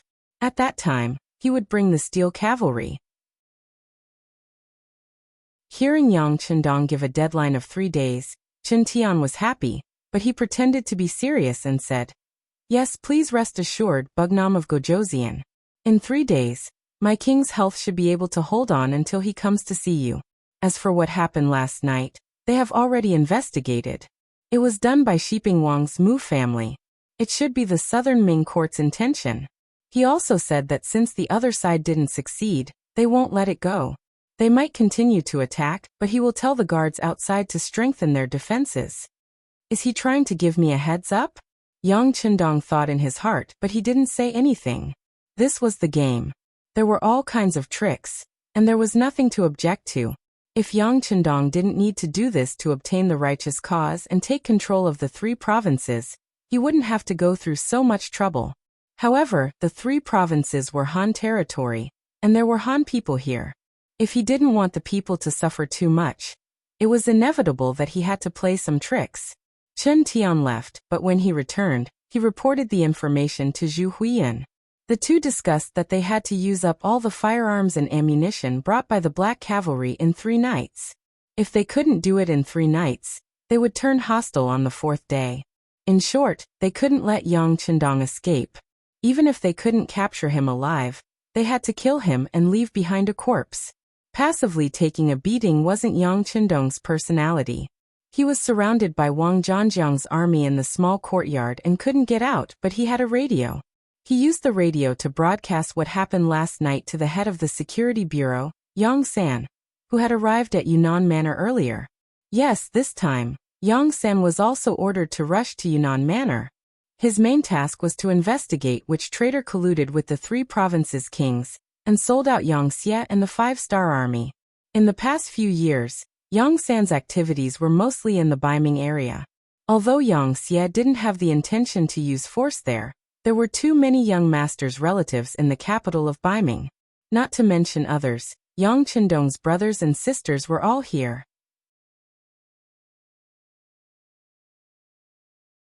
Chapter 1565. Ever since Yang Qindong had left Baiming's capital and headed south, his relatives in the capital had been treated like an otherworldly existence. Even though the Baiming emperor and a few important officials loathed them, they didn't dare to do anything. This situation was very strange and complicated. Yang Qindong wouldn't be at ease if he sent someone else. Therefore, he handed the matter of the southern Ming to Yang Lu, and the matter of the northern Ming to Yang San. Over the years, Yang San had done a very good job. Under the watchful eyes of others, the Yang clan's relatives hadn't been attacked by any external forces. But at the beginning of this year, Yang Qindong's eldest sister, Yang Fei, had passed away due to illness at the age of 59. In that era, living to 60 was already considered a long life. This was something that no one could resist. But because Yang Qindong was busy and couldn't personally go due to special circumstances, he left everything to Yang San. He took care of it. As soon as the funeral was over, Yang San received a new order. Without stopping, he rushed to the 3 provinces and secretly entered the southern Cloud Manor. With the capabilities of the Security Bureau, he naturally had a special way to enter the city without being discovered by Zhu Huichuan's spies.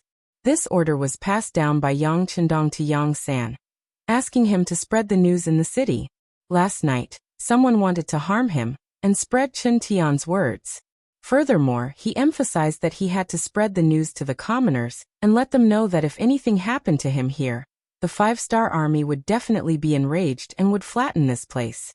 At that time, the first ones to suffer would definitely be the commoners at the lowest level. This was why Yang Qindong was willing to be bait. How to guide the public opinion. How to make the public opinion work for him. How to use the public opinion to achieve his goals, and so on. As a person of the future, he was very clear about this. Don't underestimate the public opinion. If things were done well, it could hold up against hundreds of thousands of soldiers. After sending out the telegram, Yang San didn't disappoint. Not long after, rumors began to appear in Yunnan Manor, spreading to the restaurants and markets where people gathered. Some of the citizens had also heard about the gunshots that were heard in the city last night. At first, they didn't know what this meant, but after hearing those rumors, they suddenly realized that someone was trying to harm Bugnam of Gojoseon. As the rumors spread more and more, all kinds of unfavorable news began to spread among the people. After 4 hours of fermenting, the public opinion was boiling in the afternoon, and the news had spread to the extent that everyone in the streets and alleys knew about it. Have you heard? Last night, there were assassins who rushed into the courtyard where Bugnam of Gojoseon lived. Just the sound of gunfire alone has been ringing for a long time. Why haven't I heard about it? Everyone knows about it now. Hey, who do you think is so daring? Guns are so powerful. Aren't we just going to die? Come on, what do you care about? Did you not consider what would happen if the assassins hurt Bugnam of Gojoseon? What would happen? This sentence attracted the attention of many people in the tea house. Think about it. If something happened to Bugnam of Gojoseon in our Yunnan Manor, wouldn't his brave subordinates seek revenge? If that's the case, who will be the unlucky one in the end? After about a few breaths. Someone seemed to have reacted. If something happened to Bugnam of Gojoseon in our place, I'm afraid that the 5-star army will definitely trample our Yunnan Manor to avenge their king. Then won't we, the citizens, suffer? More than suffering, I'm afraid we won't be able to survive. Hiss. What followed was the sound of people inhaling cold air. This probably won't happen. We all know this. How can the 3 kings not know this? He will definitely send people to protect Bugnam of Gojoseon. There were still people in the crowd who were hoping for a fluke and said, "Protect Bugnam of Gojoseon? I'm afraid you still don't know. Ever since Bugnam of Gojoseon came to our Yunnan Manor yesterday, the 3 kings claimed to be sick and didn't come to see him. Who knows what he's thinking? Maybe those assassins were sent by the 3 kings." Silence, silence. How can you talk about these things? Maybe the 3 kings are really sick? Some people didn't agree with this point of view, and took the initiative to explain for Zhu Huichun. Really sick. If that's the case, then it's good. I'm afraid that they have ulterior motives. Sigh, if that's the case, then what should we do? Then, why don't we go and protect Bugnam of Gojosian, or persuade him to leave? Anyway, he can't be hurt here. Who said no? I thought that the three kings were clear. After Bugnam of Gojosian came, we the citizens would be at peace. Who would have thought that things would turn out like this?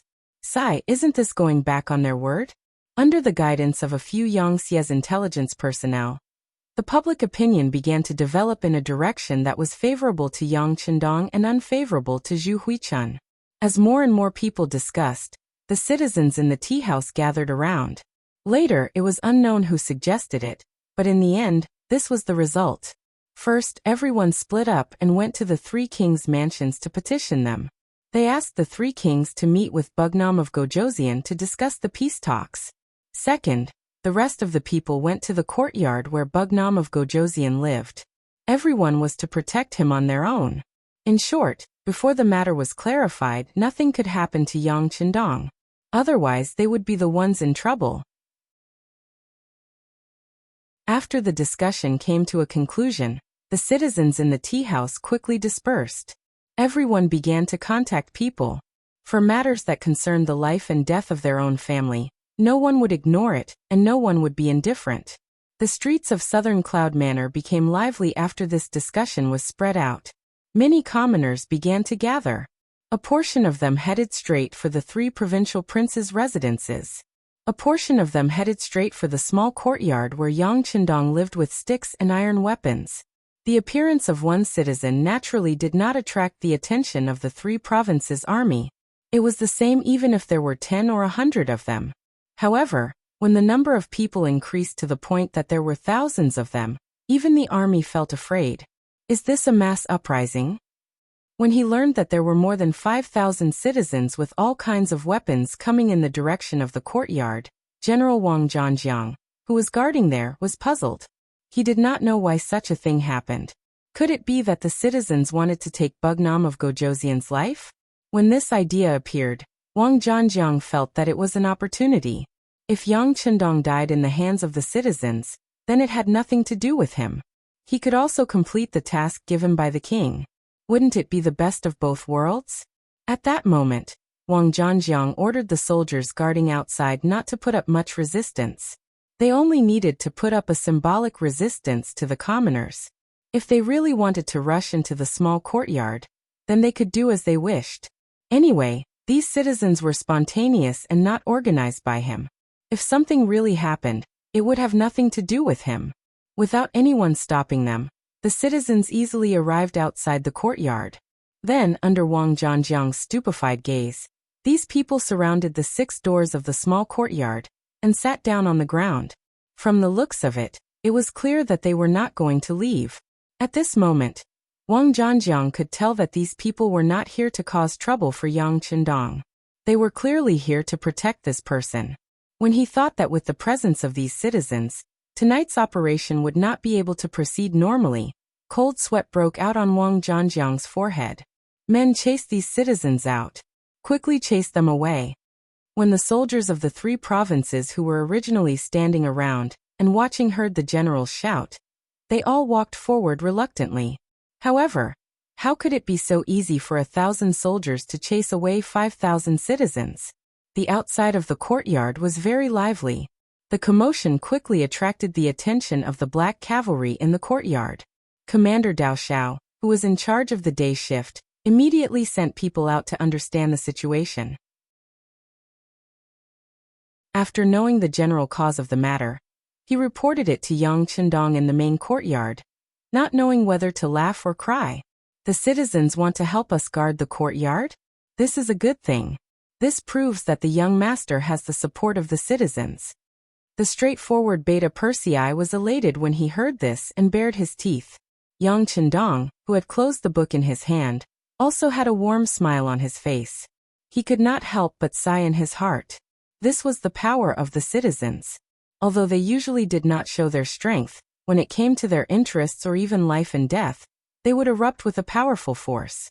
Wasn't the reason why the great Ming Dynasty was destroyed in history because of the various uprisings of the citizens?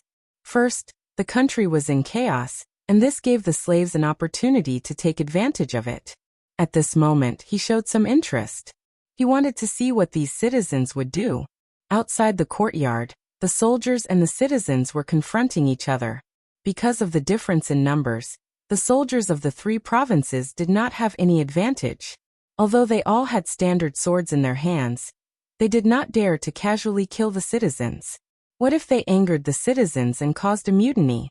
What's more, the soldiers were originally made up of commoners, and some of them were originally from the southern Cloud Manor.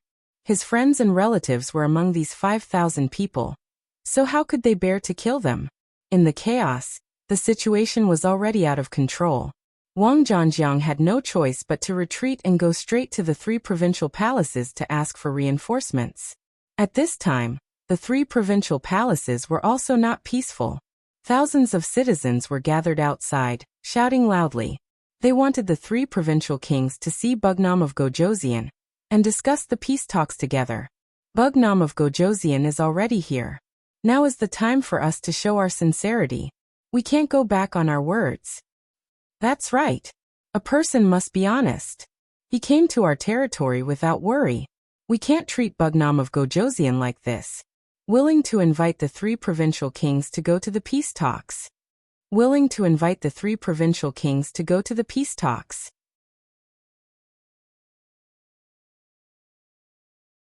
Chapter 1566. More and more voices rang out, and finally, they converged into one sentence. Outside the mansion, the shouts grew louder and louder. Inside the mansion, Zhu Huiqiu's expression was very ugly. He couldn't understand why the situation had suddenly changed. What had happened? Chen Tian had been urgently summoned from the backyard of the mansion. When he heard the shouts outside, he said nervously, "Your Majesty, this matter must be suppressed. We can't agree to the people's demands." Zhu Huiqiu rolled his eyes at Chen Tian. Isn't this nonsense? It wasn't easy to trick Yang Qindong into coming here. How could he be satisfied if he didn't teach him a lesson? That's enough, Chen Gonggong. Let's talk about what we should do now. Okay. Chen Tian fell into deep thought. But as expected of Zhu Huiqiu's think tank, he quickly raised his head again. Your Majesty, we can only stall for time now. At the same time, we have to act quickly. Chen Tian took a step forward and reported his idea to Zhu Huiqiu in a low voice. Zhu Huiqiu kept nodding as he listened. Finally, he waved his arm and said, "That's right. Let's do it this way. But it's a pity. I'm afraid it will be difficult to capture Yang Qindong alive and use him for our own purposes. Your Majesty, don't worry. When the time is right, I will have a good talk with Bugnam of Gojoseon. I don't think anyone is willing to die. Maybe there's still a chance. I hope so. Chen Gonggong, I'll leave this matter to you. Go ahead and do it." Zhu Huiqiu waved his hand and sighed. After watching Chen Tian leave, he thought for a moment and went straight to the backyard of the mansion. In the backyard, Mo Gui was sitting in front of the pond. He seemed to know that Zhu Huiqiu was coming. There were 2 teacups in front of him, and the tea was still steaming. "King of the 3 provinces, please take a seat." Mo Gui modestly invited Zhu Huiqiu to take a seat in front of him. Zhu Huiyan admired Mo Gui's calmness very much. His originally restless heart seemed to have calmed down at this moment. "Mr. Mo, I'm actually here to ask for your advice. In your opinion, how do you think we should resolve the current situation?" Mo Gui wasn't surprised by Zhu Huichuan's answer. After a sigh, he said, "Your Highness, as I said before, my master's intention is to wait for Yang Qindong to enter the courtyard before making a move. After all, there are only 500 people. As long as we do our best and don't fear losses, the victory will be ours. To deal with Yang Qindong, either you don't make a move, or you have to go all out. You can't have the slightest bit of wishful thinking, and you can't even try to probe him." Seeing that Mo Huiguan was about to go on, Zhu Huichen quickly interrupted him. "Mr. Mo, let's not talk about what happened before. Let's talk about what to do next. I really didn't expect this Bugnam of Gojoseon to know how to threaten the people's will. Now this prince has a headache. Haha, it doesn't matter. We just have to make a move later. I just don't know if your highness is ready to make a move now. Mo Gue said the word yes in his heart, but he didn't show it on his face. Of course we have to make a move. I've already discussed it with Mr. Chen. We'll do our best tonight. We have to take down Bugnam of Gojoseon, dead or alive. Zhu Huichun told Mo Gue about Chen Tian's idea. Good. Since your highness has made up your mind, don't worry about it. If anything happens, my master won't just stand by and watch. My master has prepared a backup plan. Yang Chendong must die. Mo Gui's face was full of murderous intent as he said this. This was the final mission his master gave him. If he didn't complete it well, his head would roll. In comparison, he certainly hoped that Yang Chendong would die, not him. When Zhu Huichun heard Mo Gue say that he had a backup plan, he felt good. This was the result he wanted. Now that he had achieved his goal, he nodded with satisfaction. Good. I'll have to trouble Mr. Mo. Of course, if you need my help in any way, just let me know. Ah! The change in public opinion made Zhu Huichun's 3-day attack turn into a 1-day attack. He was going to see the results tonight. For this, Wang Zhanjiang received a large number of reinforcements. A total of 4,000 soldiers rushed out of the courtyard. 5,000 soldiers fought against 5,000 civilians, and chased away the stick-wielding civilians. When the commoners saw so many soldiers from the 3 provinces outside the small courtyard, their anxious hearts relaxed. With so many soldiers protecting Bugnam of Gojoseon, their safety shouldn't be a problem. They scattered in all directions. However, when Yang Chendong, who was in the courtyard, learned about the situation outside, his expression became much more dignified. He had a feeling that it was time for the dagger to be revealed. Beta Persei, take out all the weapons and ammunition of the Black Cavalry and equip them. Young master, are they going to make a move? Beta Persei asked cautiously. Maybe, maybe not. But it's not wrong to be prepared. Go do it. Yang Chendong waved his hand, then returned to his desk and began to draft a telegram. Once Zhu Huichun turned hostile, he would have to send the main force of the 5-star army to the 3 provinces. At that time, he would have the right to do so. This time the other party didn't want to give him face. Presumably once the news spread, the civilians would understand his decision to send troops, and there would be less resistance. It had to be said that for the safety of the 3 provinces, Yang Chendong did a lot, and was willing to take this risk. This was completely in line with his goal of bringing the Han people to the top of the world. 5,000 against 500. This was the first dish that Zhu Huichun prepared for Yang Chendong. If things didn't go well, he would continue to deploy troops. Speaking of which, in Yunnan Prefecture, he had 50,000 troops stationed there. He didn't believe that he couldn't kill Yang Chendong with 100 times the force. In a courtyard 2 alleys away from Yang Chendong's courtyard, 200 strong warriors were sharpening their swords. If Zhu Huichun could see them, he would recognize that the leader was Muong from the Mu family of the Shiping King. Muong, the nephew of the current Shiping King, Mu Bin, was the bravest person in the younger generation of the Mu family. Even Mu Bin's eldest son Mu Tsong couldn't compare to him. It was because of his bravery that he was given the task of assassinating Yang Chendong. Yang Chendong's existence was a great threat to the great Ming dynasty's political power. It could be said that as long as this person didn't die, it was only a matter of time before he replaced the great Ming dynasty's political power. Because of this, after hearing that Yang Chendong had entered Yunnan Prefecture with only 500 black cavalry, Muong was immediately sent out. The purpose was to complete the task of assassinating Bugnam of Gojoseon. This was a risky move, but when Mu Bin, the king of Shiping, found Muong, he brought his 200 men of sacrifice to Yunnan Prefecture without saying a word and successfully went into hiding.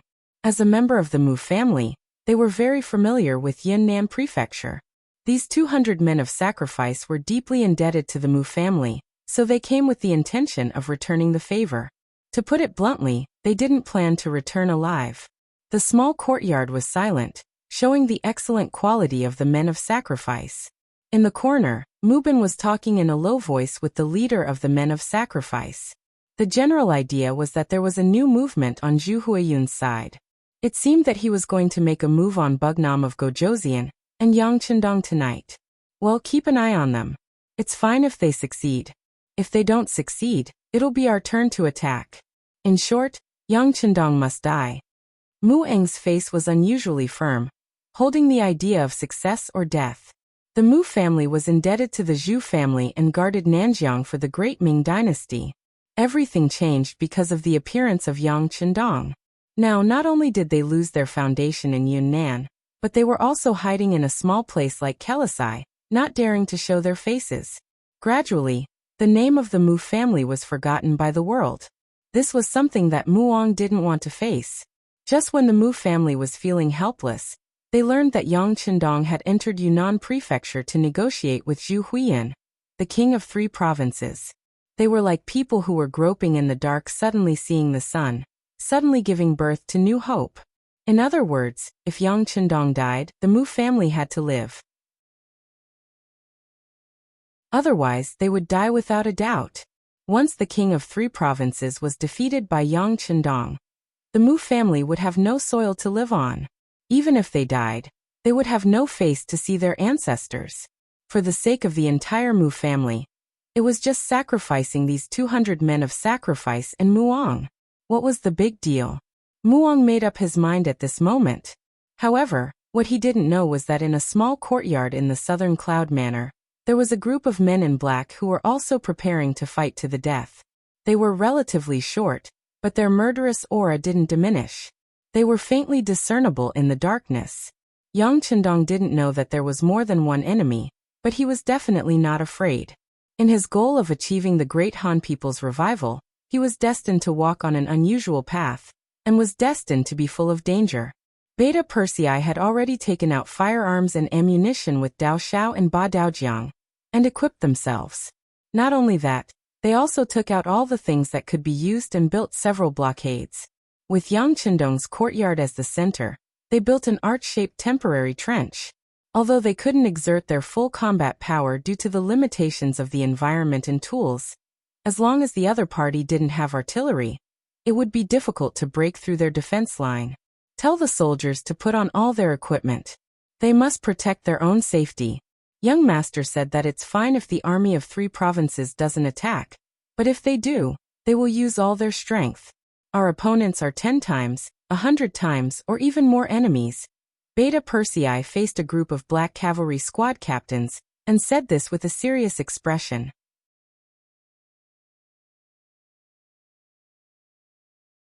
Chapter 1567. Beta Persei couldn't understand why the young master didn't allow them to take the initiative to attack. The situation was obviously very dangerous, and Zhu Huihua's ambitions were completely exposed. What they should do now was to take advantage of the fact that it wasn't dark and suddenly kill their way out. This way they could catch the other party off guard. Coupled with the undercover intelligence agents in the city, the chances of them leaving the city would be greatly increased. In the eyes of Beta Persei and the other black cavalry, Yang Chendong's safety was naturally the first priority. In order to complete this mission, everyone was willing to sacrifice themselves. They really couldn't figure out why Yang Chendong still hadn't made such a decision. But they didn't know that Yang Chendong had his own reasons for doing so. He wanted to take this opportunity to find out who the traitor was. Ever since he found out about the traitor, Yang Chendong felt like he was sitting on a needle.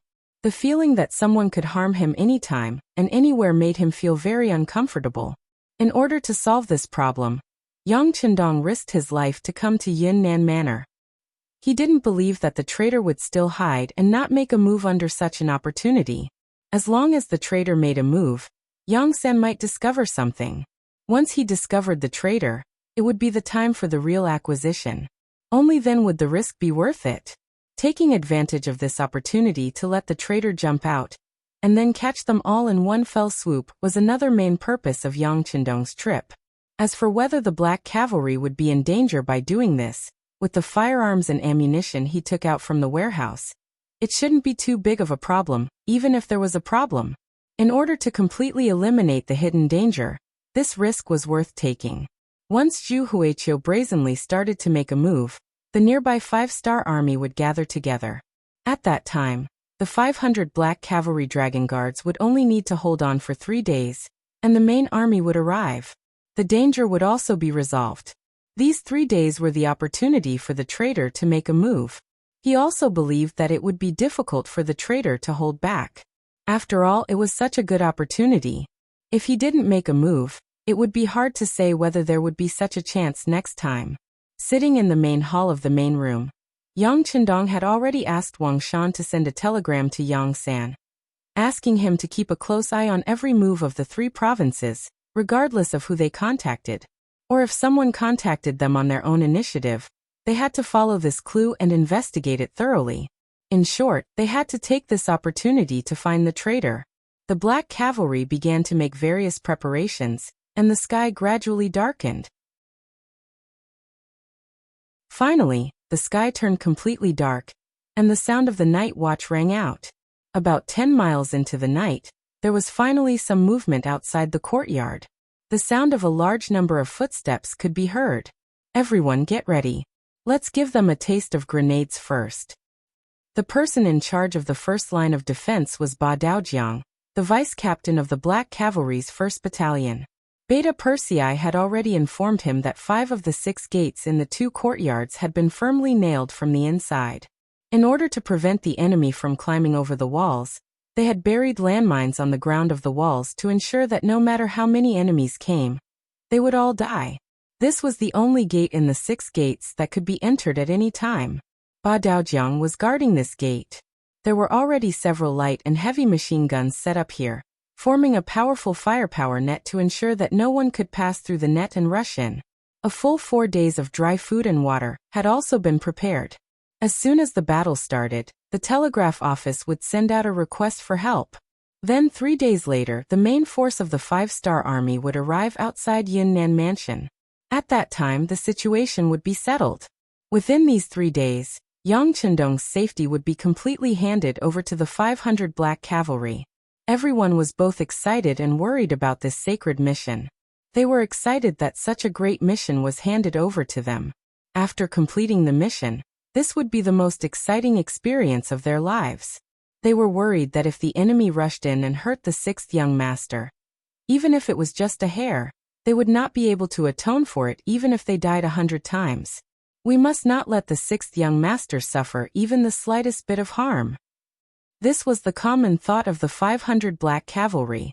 In order to achieve this goal, everyone took out 100% of their spirit, loaded their guns, and aimed at the enemy. The sound of footsteps was getting closer and closer. It seemed that the 3 provincial armies were gathering outside. This created a dark cloud over the people's heads. If it was an ordinary army, they would have been so nervous that they would be sweating profusely. They might even be trembling all over, and unable to hold their weapons tightly. After all, they only had 500 people. The 3 provincial armies alone had more than 50,000 soldiers in Yunnan Mansion. This ratio of 1 to 100 sounded really scary. Even if they were holding firearms that were more advanced than this era, the enemy's advantage in numbers was still like a dark cloud. It was so oppressive that it made it hard for them to breathe. However, with 500 Black Cavalry, they were much calmer. As veterans of hundreds of battles, as the Black Cavalry who had participated in 2,000 against 100,000 and defeated the enemy without suffering any injuries, they were only excited. In their eyes, the so-called 50,000 enemies were all military exploits. Time passed by minute. The footsteps outside were getting louder and louder. As the Black Cavalry who had rich combat experience, they could tell from the sound of the footsteps that there were at least 3,000 enemies, maybe even more. There were only about 100 soldiers who were guarding this door with Ba Daojiang. However, they were not afraid at all. This was because among the 100 soldiers, there were more than 10 light and heavy machine guns. This gave them a strong sense of confidence. Clang, clang, clang. The sound of the door being knocked was finally heard. The wooden door that was only rigged with a few wooden wedges soon vibrated. At the same time, the soldiers of the 3 provincial armies shouted, "Brothers inside the door, open the door quickly. There are assassins here. We need to go in and search for the assassins." Ba Daojiang scoffed at this lame excuse. He held the grenade in his hand, ready to pull the pin at any time, waiting to throw it out. After a few shouts, the soldiers of the 3 provincial armies finally pushed the wooden door open. They did not expect the black cavalry to answer them or open the door. The shouts just now were just an excuse for them to show up. The moment the wooden door was pushed open, a black mass of figures appeared. Countless soldiers of the 3 provincial armies rushed in like a sluice gate. "Throw it!" Ba Daojiang did not hesitate. After shouting, he threw the grenade in his hand forward. Along with it, hundreds of other grenades were thrown forward. Boom boom boom. Boom boom boom. The sound of explosions rose one after another in the dark night. Under the loud explosions, there was a series of screams and screams. Type 95 open fire. As soon as the grenades exploded, Ba Daojiang gave the order. Then, a series of shots were fired in the direction of the door. Some of the soldiers of the 3 provincial armies who were rushing forward, or trying to climb over the wall, cried out in pain. This was just the first round of attacks, and there were probably hundreds of casualties or serious injuries. Outside the other 5 doors, there was also a series of explosions. Needless to say, someone must have stepped on a landmine and caused an explosion. This was a sign that the enemy had launched an all-out attack. After a series of gunshots, the area in front of the wooden door became much quieter. The soldiers of the 3 provincial armies quickly retreated after leaving a trail of corpses on the ground. It was obvious that they were just testing the waters. The black cavalry was the best of the best. The soldiers of the 3 provincial armies did not expect to be able to break into the courtyard in a single charge. "Quick, this door is open. Everyone gather here." A thunderous voice came from outside the courtyard. Clearly, after the other courtyards were unable to be opened, this courtyard that was the only one that was opened attracted the attention of even more people. General Wang Zhanjiang, who was in charge of the attack outside the door, began to deploy his troops and rearrange the attack plan. The sturdiness of this courtyard was not bad. Even in the face of a few explosions, it did not collapse. It had to be said that the seriousness of the people in ancient times was much better than the shoddy construction of modern times. Originally, they were worried that the wall would collapse because of the explosion. If that happened, without anything to rely on, the difficulty of defending would be several times greater. Now that he knew that the walls were fine, the commander of this battle, Yang Er, heaved a sigh of relief. "Very good. Leave the rest to Ba Daojiang. We will continue to dig the tunnel. We must be quick, we don't have much time left." After speaking, Beta Persei did not care about the battle outside. He waved the military shovel and continued to rise to the ground. At this time, there was a huge pit nearly 2 meters deep on the ground, and it was still deepening. After about a quarter of an hour of rest, the soldiers of the 3 provincial armies outside the courtyard launched the second wave of attack. Compared to the last time, they had more people this time, and the momentum of the attack was more powerful. "Everyone, don't be afraid. They don't have much firearms and ammunition. As long as they don't have firearms, they can't be our opponents. Charge!" Wang Zhanjiang stood outside and shouted, cheering the soldiers on. Under the general's shout, a large number of figures appeared in front of the wooden door and on the wall. They were all fierce, cheering themselves on as they rushed forward to face the flying bullets. Pa-pa-pa, pa-pa-pa. Gunshots rang out again, and one by one, the black figures fell on the wooden door or on the courtyard wall. The figures that were alive and kicking just now were now bloody corpses. With just one wave of attack, at least hundreds of soldiers from the 3 provincial armies died. In this regard, Wang Zhanjiang, as the commander, did not have the slightest hint of pain on his face. These were all ordinary soldiers. In the eyes of the general, their lives were as cheap as dogs. If they died, they died. As long as there was money and food, they could quickly raise a new army.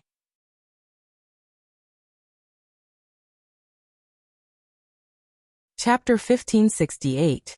Charge. Continue to charge. The enemy's firearms can't possibly have unlimited gunpowder. Charge. Charge. Wang Zhanjiang yelled at the top of his lungs as he commanded the soldiers to charge into the courtyard one after another. It was as if they would not stop until they reached their goal. The charging troops came one after another.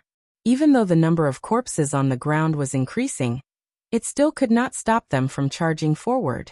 As the charging momentum became more and more ferocious, They finally relied on their advantage in numbers to charge into the courtyard. They were less than 80 feet away from the black cavalry. Machine gun team, get ready. Fire in one shot. Other than occasionally shooting with the 95 style, Ba Daojiang had been observing the changes in the battle situation. Seeing that the enemy's attacks were getting more and more ferocious, he could no longer control the situation by relying on the 95 style. Hence, he gave the order to the machine gun team. The so-called fire in one shot referred to the fact that they could only fire a clip of bullets. This way, they could stabilize the situation and not waste bullets. The machine gun team members who were already itching for a fight could only watch helplessly when they saw their comrades killing the enemy to their heart's content. Now that they had finally received the order to open fire, how could they be courteous? All the light and heavy machine guns rang out, and the bullets rained down like rain. The soldiers of the 3 provinces who had barely escaped death fell to the ground one by one. Da-da-da, da-da-da-da. Under the sound of the machine guns, not a single living enemy could be seen in the courtyard in less than 20 seconds. The advantage that the 3 provincial armies had gained with great difficulty was wiped out in an instant. The dense sound of machine guns also caused the 3 provincial troops who were preparing to continue their charge to slow down. Then Wang Zhanjiang yelled, "Stop charging! Stop charging!" They had no choice but to stop. Under such dense gunfire, and the terrain that was less than 50 feet wide, the number of people sent out would be the same as the number of people who died. Calculate the casualties. Wang Zhanjiang yelled loudly. Then he wiped the cold sweat off his forehead. Just a moment ago, he was prepared to lead the charge in order to encourage the soldiers. After all, there were already people who had charged in. In his mind, as long as he could charge in front of the black cavalry, he would be able to utilize the advantage of cold weapons. At that time, with the advantage of superior numbers, he would be able to exhaust his opponents to death even if he had to exhaust them. However, a burst of concentrated gunfire made him think that it was a close call. At the same time, he also completely withdrew the idea of taking the lead to attack. That was a flintlock, and when it hit a person's body, a hole would appear, and a person would die. Even if a civet turned around and had 9 lives, it would still die miserably in such a situation. Even so, if he had nothing better to do, why would he lead the charge? That was not a charge but a fight to the death. At the same time, Wang Zhanjiang couldn't figure it out. When the black cavalry entered the city, he didn't see them carrying any heavy firearms. So what was going on? Also, didn't the black cavalry have limited ammunition? But from the looks of it, how could it be limited at all? They didn't have the slightest intention of saving when fighting. He cursed in his heart. He didn't know who provided the information that the 5-star army didn't have enough ammunition, and almost got him killed. He then waited for the battle damage statistics. The Kiliarchs and Centurions below played their roles and quickly reported the battle situation to him, the commander of the army. When the final statistics came out, even though Wang Zhanjiang was already prepared, he still couldn't help but suck in a breath of cold air. 3,200 people. From the beginning to the end, not even half an hour had passed, and 3,200 soldiers had died. Among them, there were 400 soldiers who died outside the other 5 courtyards. The number of soldiers who died at the courtyard gate in front of him reached 2,700. Looking at this shocking number, Wang Zhanjiang looked back in disbelief. Only then did he realize that the originally densely packed army had been reduced by a lot. Only a little more than a third of the original 5,000 people were left. Don't charge for now, wait for orders. Wang Zhanjiang quickly made the decision to stop the charge and report the battle results. After all, if he continued to charge, he was afraid that his less than 2,000 subordinates would only be feeding bullets to the enemy. If he didn't handle it well, the black cavalry would see through him. If they counterattacked, he was afraid that he wouldn't be able to stop them even if he wanted to. He left a few confidants and ordered them to keep an eye on the 5-star army in the courtyard. No matter what, he couldn't let them suddenly go out. He then rode on his warhorse and went straight to the king's mansion. The sound of gunfire could be heard throughout the city. Zhu Huiqiu, who was in the king's mansion, was naturally no exception. At this moment, he was pacing back and forth in the main hall of the 5 prefectures. Although he hadn't received the relevant battle report yet, from the dense gunfire, he had a feeling that the situation wasn't very favorable. Wang Zhanjiang came and immediately stood in front of Zhu Huiqiu and reported the battle situation. Hearing this, the expression of the three provincial kings changed again and again. After a while his face darkened. You're saying that the Black Cavalry has enough ammunition and they don't have any intention of stopping shooting? Yes. Wang Zhanjiang lowered his head. After sensing the king's anger, he didn't even dare to raise his head. How is this possible?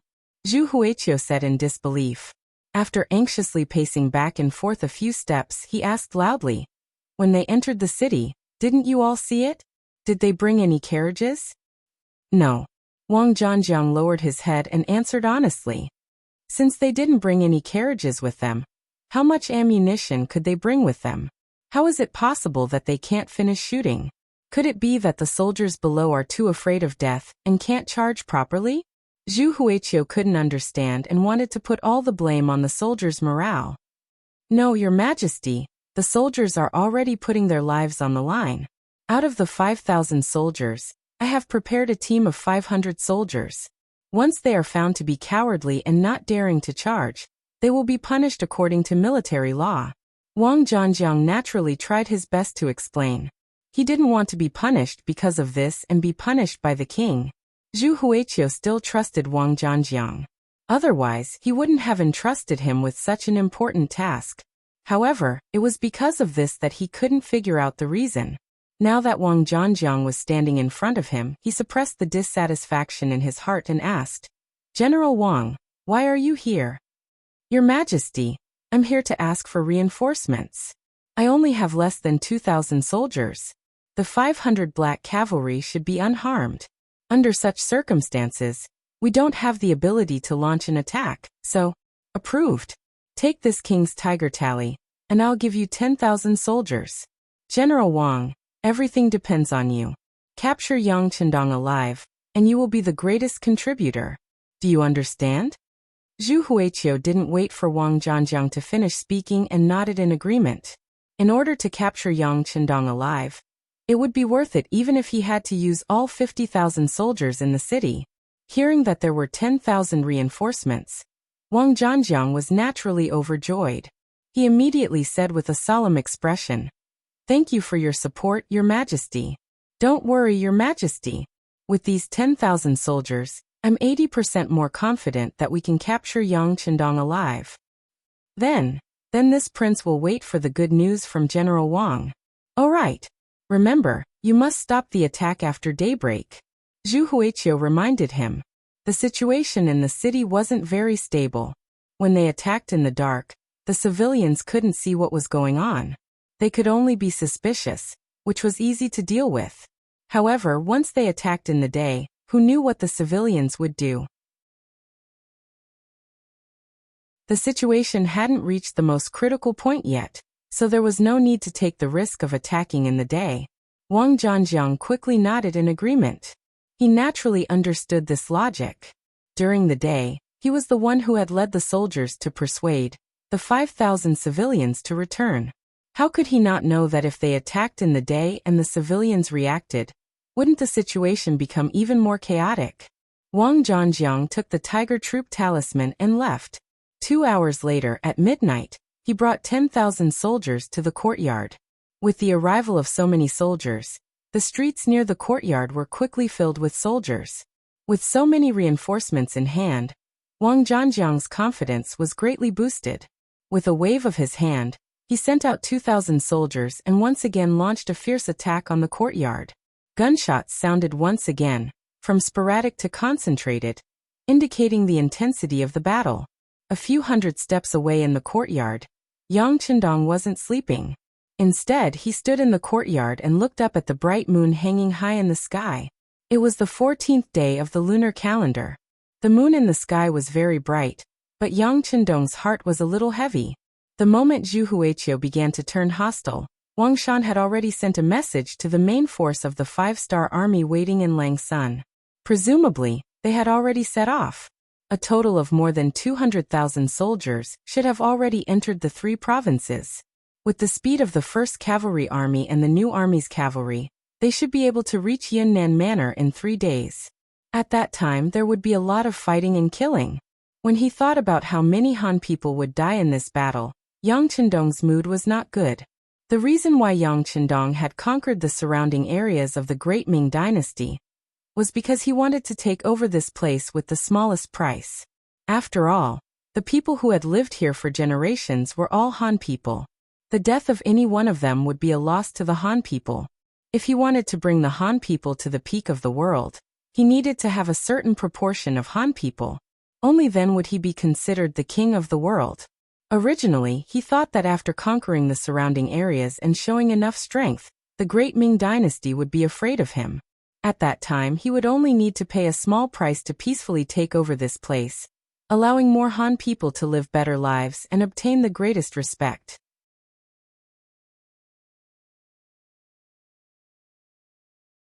Chapter 1569.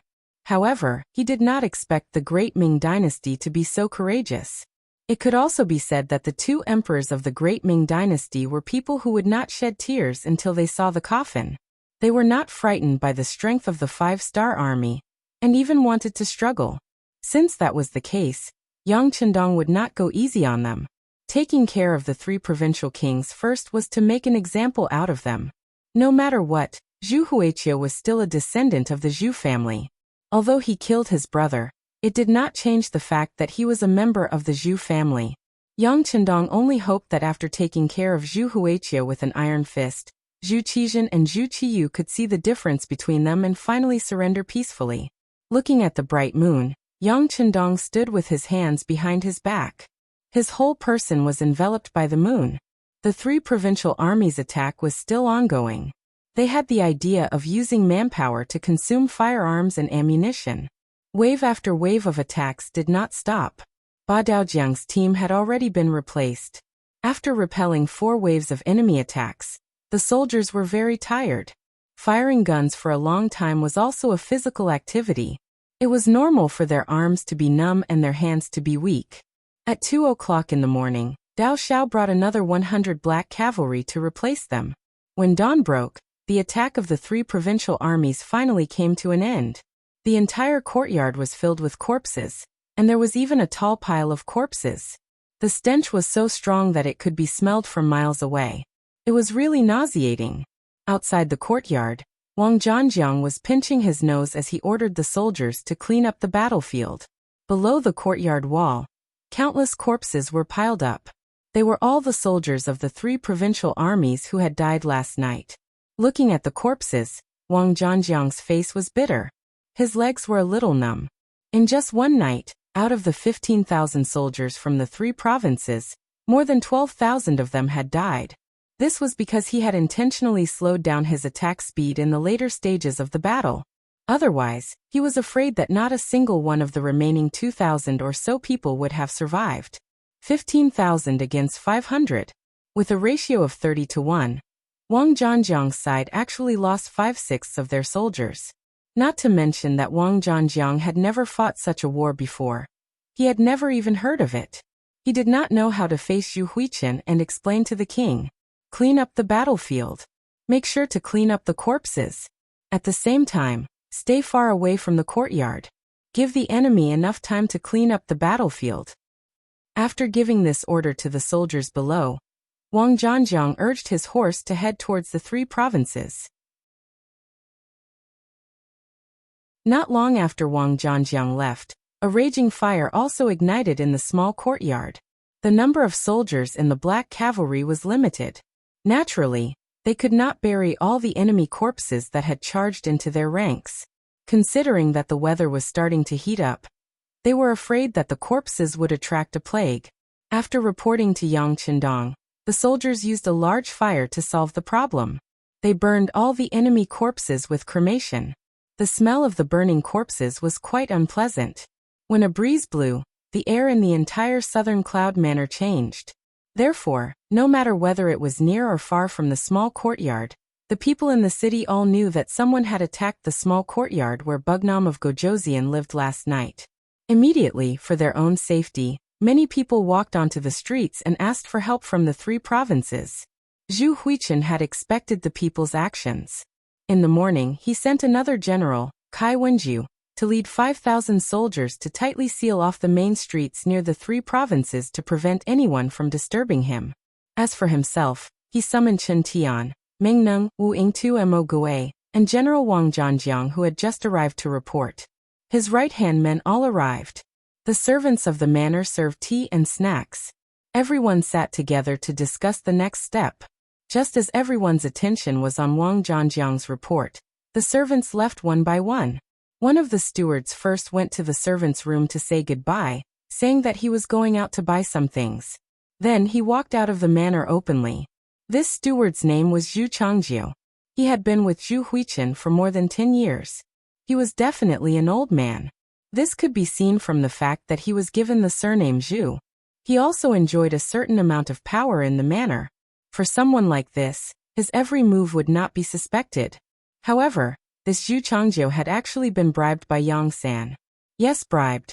In order to get in touch with this person, the intelligence department spent a lot of effort. Yang San specially appointed a group of 7 people to get in touch with this person and related matters. For the sake of confidentiality, this group of 7 people was directly led by Yang San. In the entire Yangxia, other than Yang San, only Yang Chendong knew about this matter. However, he only knew about the existence of this group. As for who the specific members were and who they were in contact with, Yang Chendong did not know. This operation could be said to have reached the highest level of security in order to prevent information from leaking out. In the situation of knowing that there was a traitor, but not knowing who it was, Yang Chendong could not completely trust anyone. It was such a small group that did a lot of work for Zhu Changjiu.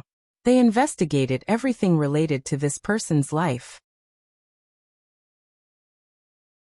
It was not easy to find out that before this person came to Zhu Huichen, he had a sister who was 3 years younger than him.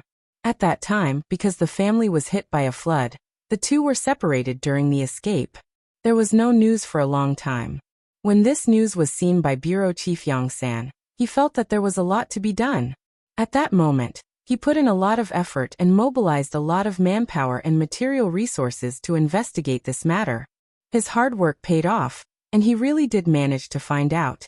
Coincidentally, this woman was still alive, and she even came to Crimson City by accident. Now she was already married, and she was a middle-level leader in the textile factory. After hearing this news, Yang San was overjoyed. He brought all the information and paintings about this woman, which was Wang Ling, to Yunnan Manor. Under the arrangement of the 7 small secret group, he met with Zhu Changjiu, this person whose original name should be Wang Chang. When Zhu Changjiu was blocked by Yang San in an alley, he instinctively wanted to shout. Based on his familiarity with the surrounding environment, he knew that there was a street 30 steps behind him. There must be soldiers patrolling on the street. His shout was likely to attract their attention. Just when Zhu Changjiu wanted to shout, Yang San handed over the paintings in his hand.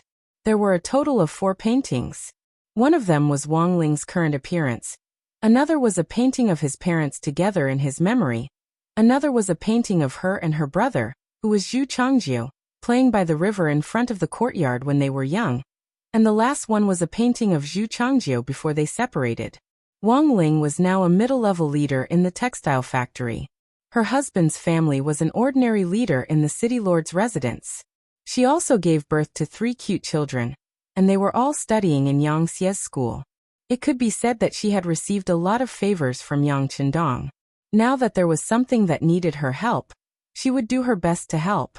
When the 4 paintings appeared in front of Zhu Changjiu, the door of his dusty memory was opened.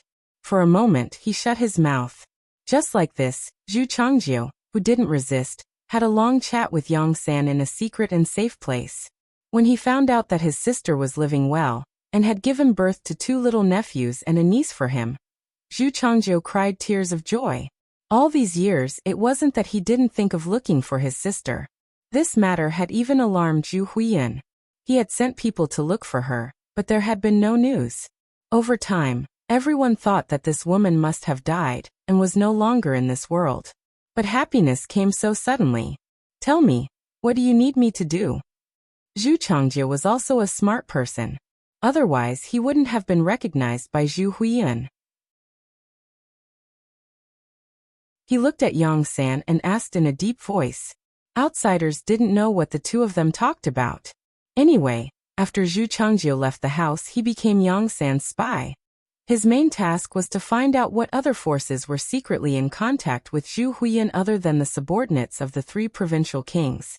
Regarding this matter, Zhu Changjie felt somewhat guilty. After all, Zhu Huiyan had treated him well. But when he thought of Yang San's promise that not only could his sister live a better life in Qiqian City, but after the matter in Yunnan, he could also go to Qiqian City to reunite with his sister. In the end, his emotions won over his rationality. Moreover, he only wanted to find that mysterious person, not to do anything to Zhu Huiyan. After thinking this through, Zhu Changjie accepted this task. Today he left the mansion to report to Yang San. This was the first time he saw Mo Gui in the main hall. Judging from everyone's reaction, this should be the person Yang San was talking about. In the past, Mo Gui had been hiding in the three provincial kings' mansions. Because he lived in a place where outsiders couldn't get close, Zhu Changjie didn't know. Yang San spent a lot of effort, but still couldn't get any news. But now, perhaps because Yang Chendong was surrounded in the courtyard, everyone thought that he couldn't escape. So they didn't hide Mo Gui and let him come out to meet everyone. Even so, if it weren't for the spies in the king's mansion, it would be impossible to find out about this person's appearance. In the king's mansion, Zhu Huiyan didn't know that Mo Gui had been exposed. He was listening to Wang Zhanjiang's report of last night's battle. When they heard that after a night of fighting, after launching more than 10 attacks and losing more than 12,000 men, they still couldn't break through the defense line set up by the Black Cavalry Dragon Guards, everyone present fell silent. Obviously, the reality was different from what they had expected. The Black Cavalry Dragon Guards were not as limited as they had imagined. On the contrary, they should have had plenty of gunpowder.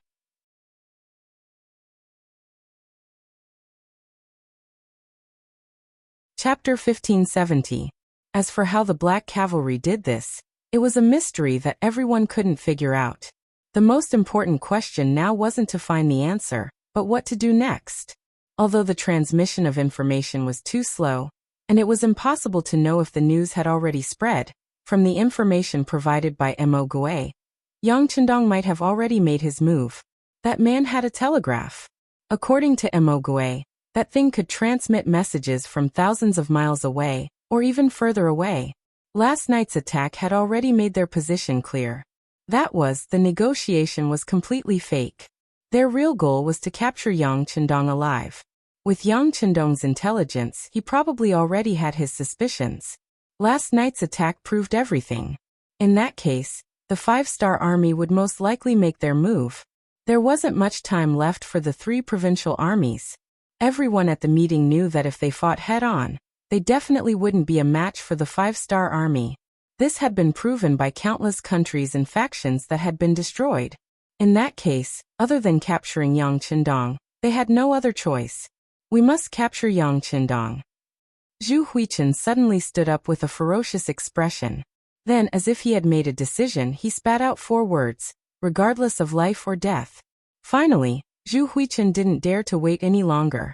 If he couldn't capture Yang Chendong within the time limit, once the main force of the five-star army arrived outside Yunnan Manor, he wouldn't have a chance to make his move.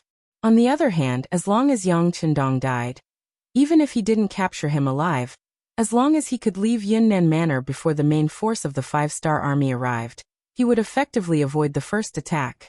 Then there would be internal strife in Yangxia. When they split apart, it would be time for him to make his move. Zhu Huichen finally made his final decision. This made Mo Gui, who was sitting on the side like a guest, feel joy in his heart. The task given to him by his master was to kill Yang Chendong, not to capture him alive. Unfortunately, Zhu Huichen didn't listen to him on this matter, so he could only watch from the side. Now that both sides had the same goal, he could do whatever he wanted. It should be time to do something. Mo Gui had just made up his mind when Zhu Huihua looked at him. Mr. Mo, I've decided to kill Yang Chendong. Shouldn't you do something? Of course. Mo Gue nodded with a smile. Congratulations, Your Highness. You've made the right decision. If you want to capture Yang Qindong alive, it is indeed somewhat difficult, but if you want to kill Wu Nanwang who is hiding in the small courtyard, it is not very difficult. What do you mean, Mr. Mo? Zhu Huichun asked expectantly. He already knew that Mo Gui's master wanted Yang Qindong dead, but he wanted to gain more benefits, so he didn't make up his mind. Now that they had the same idea, he believed that Mo Gue would do something to help him. Your Highness, my master has just sent a batch of cannons. They are in a workshop in the east of Yunnan Prefecture. I'll have to trouble General Wang to make a trip there. Mo Gue was still smiling as he told Zhu Huichun the answer he wanted. What did he mean by, just sent a batch of cannons? Only an idiot would believe that. Although the current southern cloud manor wasn't heavily guarded, it would be harder than ascending to the heavens to send something as large as a cannon into the city without anyone's knowledge. This could only mean that the cannons were already in the city, but Mo Gui's master wasn't satisfied with Zhu Huichun's idea, so he didn't reveal his trump card. Zhu Huichun quickly figured out the crux of the matter, but he still pretended to be happy and laughed. Good. Mr. Mo's cannons are just in time. General Wang, go to the east of the city immediately and move the cannons outside the courtyard. Tonight will be the night Yang Qindong dies. Yes, sir. Wang Zhanjiang stood up with excitement on his face. He had been worried about what to do at night. Looking at the black cavalry, as long as they didn't lack ammunition, it would take a lot of soldiers to charge in. But with the cannons, things were different. With the cannons, they could ignore the enemy's firearms. The courtyard wasn't that big, so they could just bombard it. Then, he could eliminate the black cavalry without touching a single hair of the enemy. With a face full of joy, Wang Zhanjiang accepted the order and left. Not long after, he arrived at the workshop in the east of the city that Mo Gue mentioned. He found 10 cannons and 300 rounds of ammunition in the courtyard. Whether it was the number of cannons or the number of cannons, Wang Zhanjiang was overjoyed. They had wanted to stockpile cannons before, but the Southern Ming Empire had imposed a blockade on them, and the Five-Star Army didn't have any intention of selling cannons, so they could only wait. Now that they finally had the cannons, General Wang felt that his body was full of energy. The cannons were found and transported from the east of the city to Yang Qindong's courtyard in the west of the city. The news quickly reached Yang San's ears. The spies he had hidden in the 3 provinces' armies were finally useful. The news was also sent to Yang Qindong through the radio. 6th Young Master, urgent call.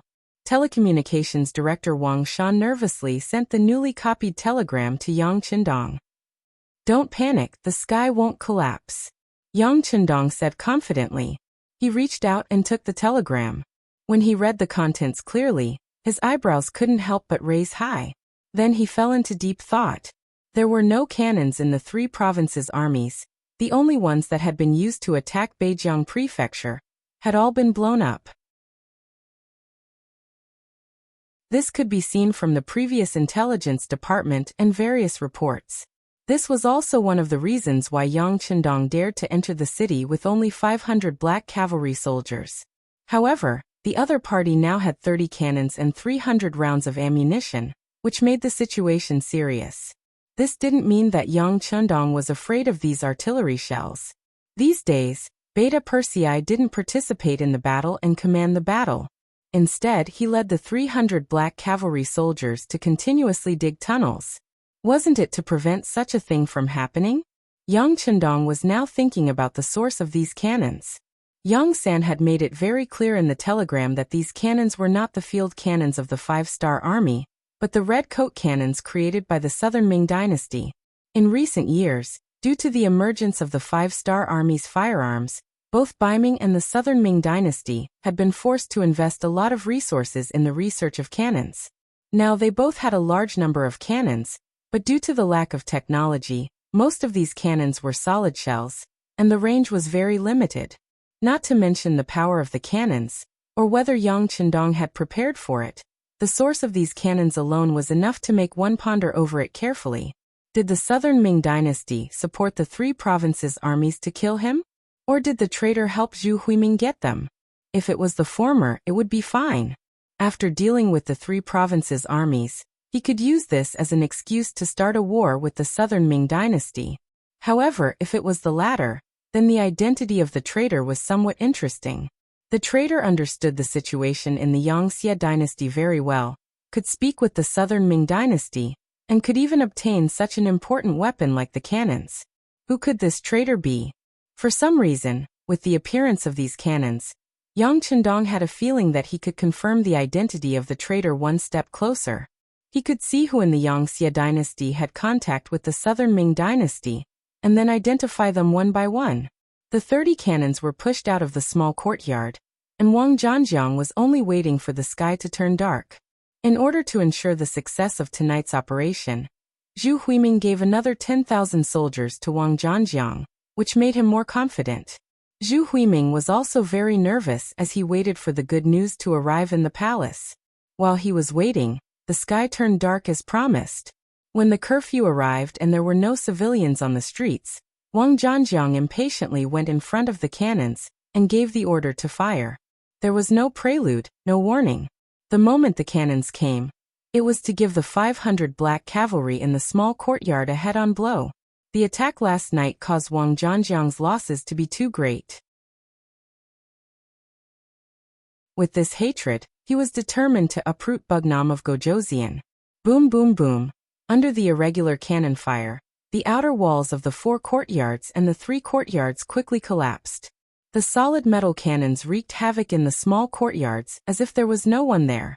It was as if they were the boss and those who blocked them would die.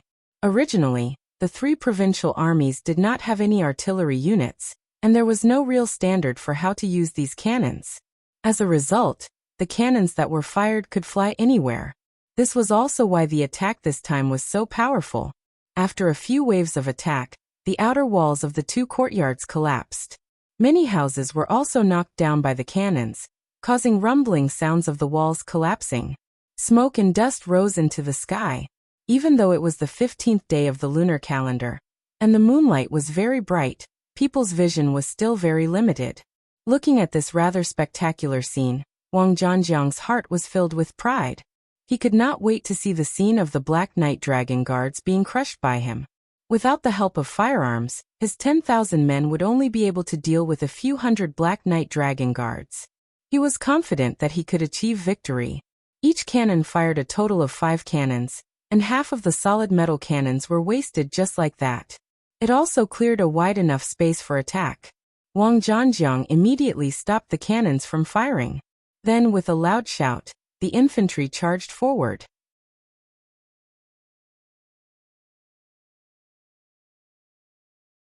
Chapter 1571.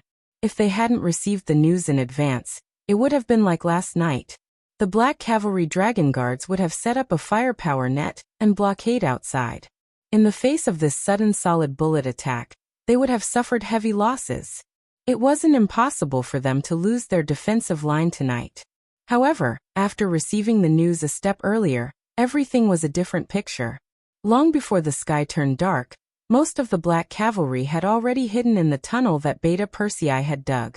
This kind of tunnel was similar to the bomb shelters of the future. Even if it was a burst of fire, it could block it, not to mention a solid bullet. It could not hurt the people hiding here at all. Most of the Black Cavalry were hiding. Only less than 50 Black Cavalry were sent outside. They hid in various houses and used the solid walls to observe the movements outside.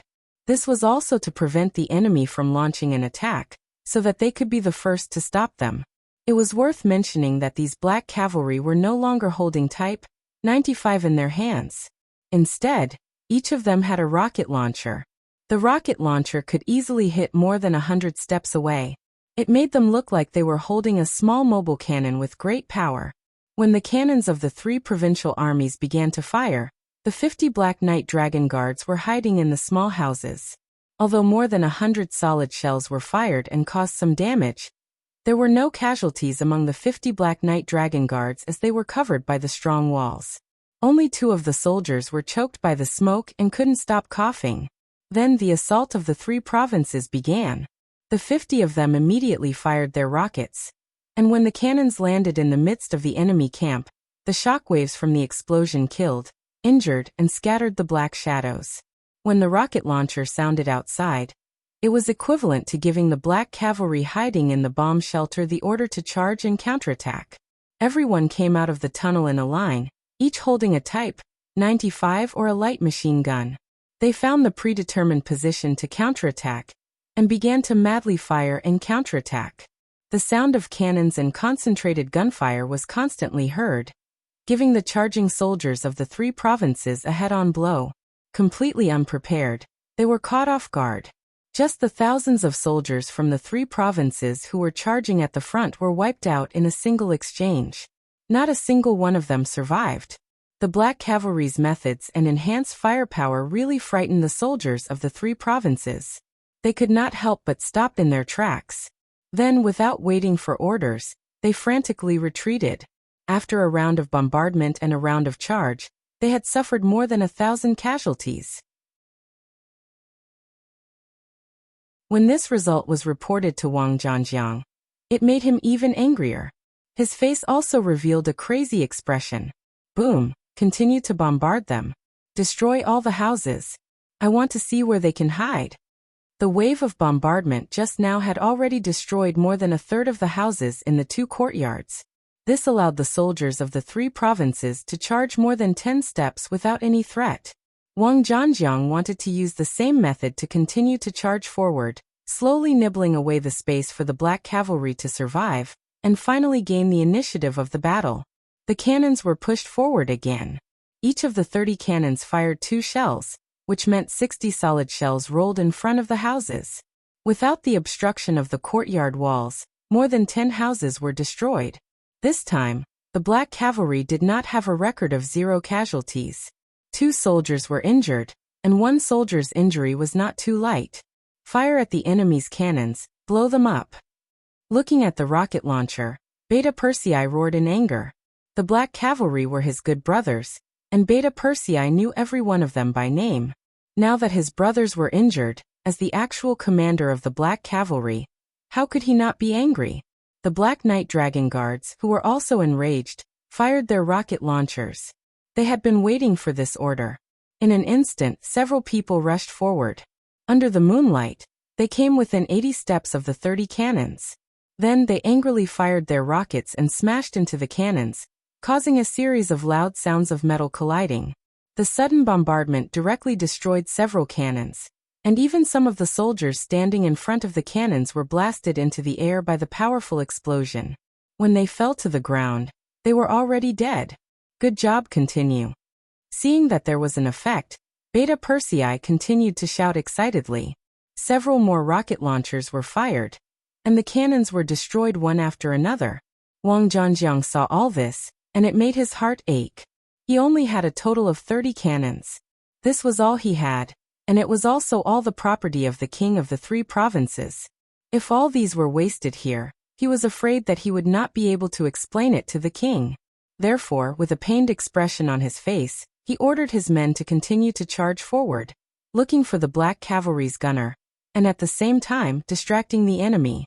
Then he led his men to move the cannons back, saving the remaining 12 cannons and the 60 shells that were not destroyed. The Black Cavalry's full-scale counterattack was effective.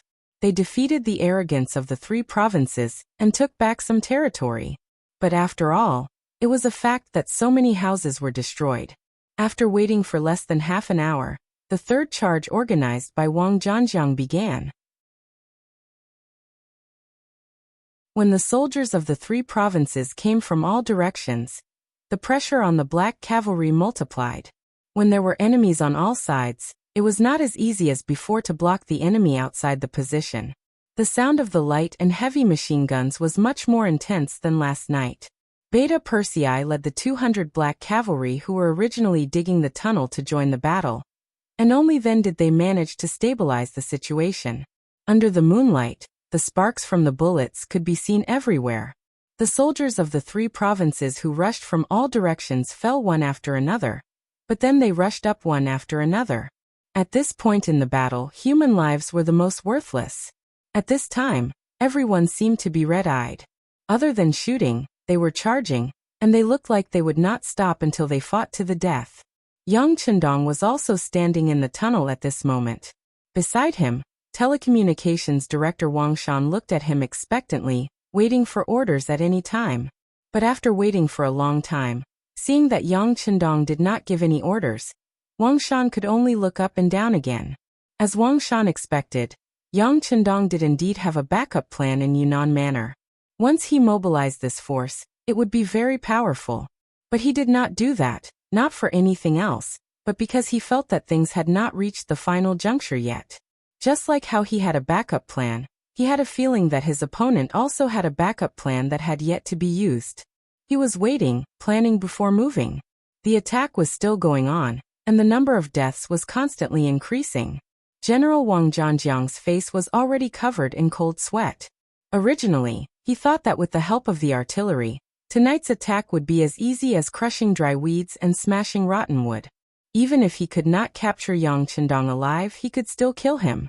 But who would have thought that the other party was clearly prepared? After fighting for nearly 3 hours, there were less than 5,000 soldiers left in his hands. At this rate, he was afraid that when dawn came, not only would he not achieve the expected victory, but he would also not have any soldiers to use. In the past, he had always heard about how powerful the 5-star army was, and how powerful their firearms were. But before he really saw it, he did not believe it in his heart. But after 2 consecutive nights of attack, he finally knew how powerful the opponent was. He also finally understood why so many forces and countries would be defeated, and even destroyed when facing the 5-star army. Would the 3 provincial armies be wiped out as well? Once this thought appeared in his mind, he could not get rid of it. Wang Zhanjiang's face only became more unsightly.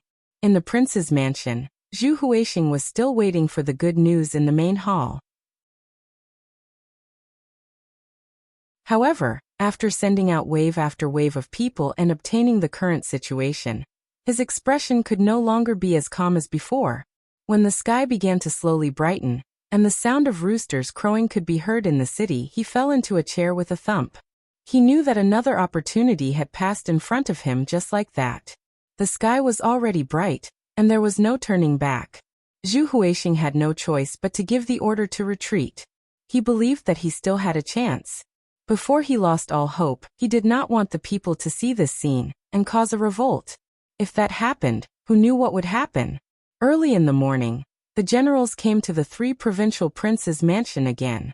As usual, Wang Zhanjiang, whose eyes were bloodshot, was the first to give the report. Wang Zhanjiang, who had not rested for 2 consecutive days, felt tired both physically and mentally. But in front of the king, he could only force himself to give a detailed report of last night's battle. When he said that the 30 cannons were all destroyed by the 5-star army, and that the soldiers suffered heavy losses in one night, the faces of the people in the meeting became very unsightly. The difference between reality and the plan was too big, so big that everyone could not accept it at the moment. Even though the gunshots rang out until dawn, everyone was mentally prepared for the attack to be unfavorable. But from Wang Zhanjiang's retelling, the result was worse than what they had expected. It seemed that the attack last night, other than destroying the outer walls of the 2 small courtyards and destroying some houses, did not hurt the black cavalry. Oh, maybe they were hurt, but they did not see it, so they did not calculate it. Everyone comforted themselves in this way.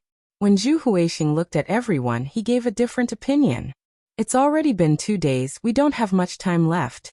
Everyone, what should we do next? There were only 500 opponents, and they were right under his nose, heavily surrounded. However, he just couldn't eat them. This feeling made Zhu Huiyan very unhappy. When he looked at the crowd and spoke, his tone was filled with impatience.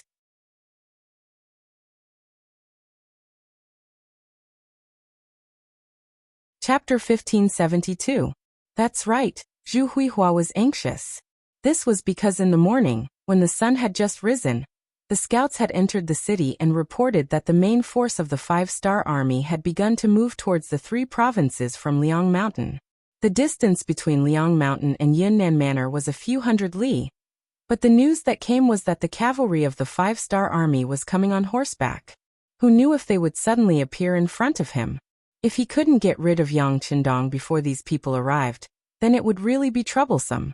This time, He had invited Yang Chendong to negotiate, but now he had to kill him. In terms of morality, he had already lost. If Yang Chendong didn't die, and the 5-star army arrived outside the city, then the one who would die would be him. Time was of the essence, and Zhu Huihua didn't have the time to think about other things. Right now what he needed to do was to kill Yang Chendong. Only then would Yang Xie be in chaos, and he would be safe. Only then would he be able to obtain everything he wanted. Tonight, mobilize all the forces that can be mobilized. We must kill Yang Chendong. These words were squeezed out from between his teeth, and Zhu Huihua's expression became more and more ruthless. In this kind of game, where it was either you die or I live, anyone could only use all their strength. After Zhu Huihua made his final decision, the entire army of the 3 provinces in Yunnan Manor began to move. In order to achieve the goal of exhausting the firearms and ammunition of the Black Cavalry, even the 10,000 new recruits were put to use. However, because they didn't have any combat experience, in order to prevent a large number of people from escaping when the battle started, they weren't placed on the main attack. Instead, they were responsible for the security of the outer perimeter. For 2 consecutive nights, the entire Yunnan Manor's commoners probably knew that Zhu Huihua wanted to kill Yang Chendong. No one knew what these commoners would do. Although these people were often seen as ants, no one could deny that once these commoners took action, they would cause a huge commotion and cause serious consequences. In order to prevent the civilians in the city from doing anything that would be detrimental to their operations, the 10,000 new soldiers that had just been recruited were put to use. Their main purpose was to protect the civilians in the city and prevent them from suddenly causing trouble. Rather than calling them new recruits, it would be more accurate to call them able-bodied men. These people were all captured from various places. They didn't want to join the army at first, but they were unlucky and were captured at the last minute. Among them, there were more than 3,000 able-bodied men captured near Mount Liang. However, everyone knew that more than half of these 3,000 people were cold front warriors. Moreover, they were under the command of Cheng Hu, the elite 1st Regiment of the 1st Regiment of the Cold Front. Back then, Cheng Hu had split up the Cold Front warriors and disguised them as local refugees. Furthermore, they had pretended that they were coincidentally found by the army of the 3 provinces. Just like that, they were captured as able-bodied men. Not only did they successfully enter Yunnan Manor without any checks, they were also stationed in the barracks in the city. Logically speaking, the army of the 3 provinces had a set of methods to manage the army. For example, after entering the barracks, they had to go through household registration and so on. With this set of procedures, it would be difficult for the Cold Front warriors to hide their target. Coincidentally, before the army could do anything, Yang Chendong arrived. This instantly attracted everyone's attention, and no one cared about the new recruits anymore.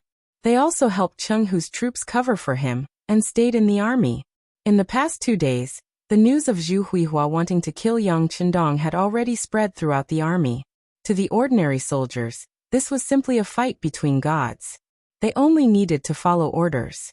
The main goal of the Yang Xie had always been to let the Han people live better lives, and let them become the rulers of this world. However, to the soldiers of the 3 provinces who were not Yang Xie soldiers, they did not have the opportunity to experience this kind of glory. On the contrary, they had been receiving military pay from Zhu Huihua, the king of the 3 provinces. Naturally, they had been paid to do something. However, as 10,000 new recruits, they had not even received a single cent of military pay. This was naturally because they had only been here for a short period of time. However, this gave Cheng Hu and the others an opportunity to instigate a rebellion. If they were dealing with veteran soldiers, Cheng Hu and the others would have to think twice before doing anything. However, they did not have to be so careful when dealing with a bunch of new recruits who had been captured under the same fate. They could do many things boldly. Over the past 2 days, Cheng Hu and the others had been trying to instigate a rebellion. However, to be on the safe side, they did not reveal their identities. Instead, they used the identity of someone who had suffered a similar fate to build a relationship with the new recruits. For something like a grievance gathering, no other army in the Yang Xie had done better than the Lungfeng army. Within the Lungfeng army, the 1st Division had done the best.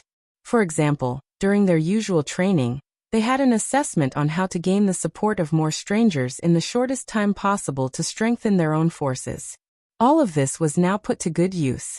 Under Cheng Hu's persuasion, more than 8,000 of the 10,000 new recruits were convinced. These people's hearts were already moved, and they were filled with all kinds of desires to become a part of the Yang faction's people.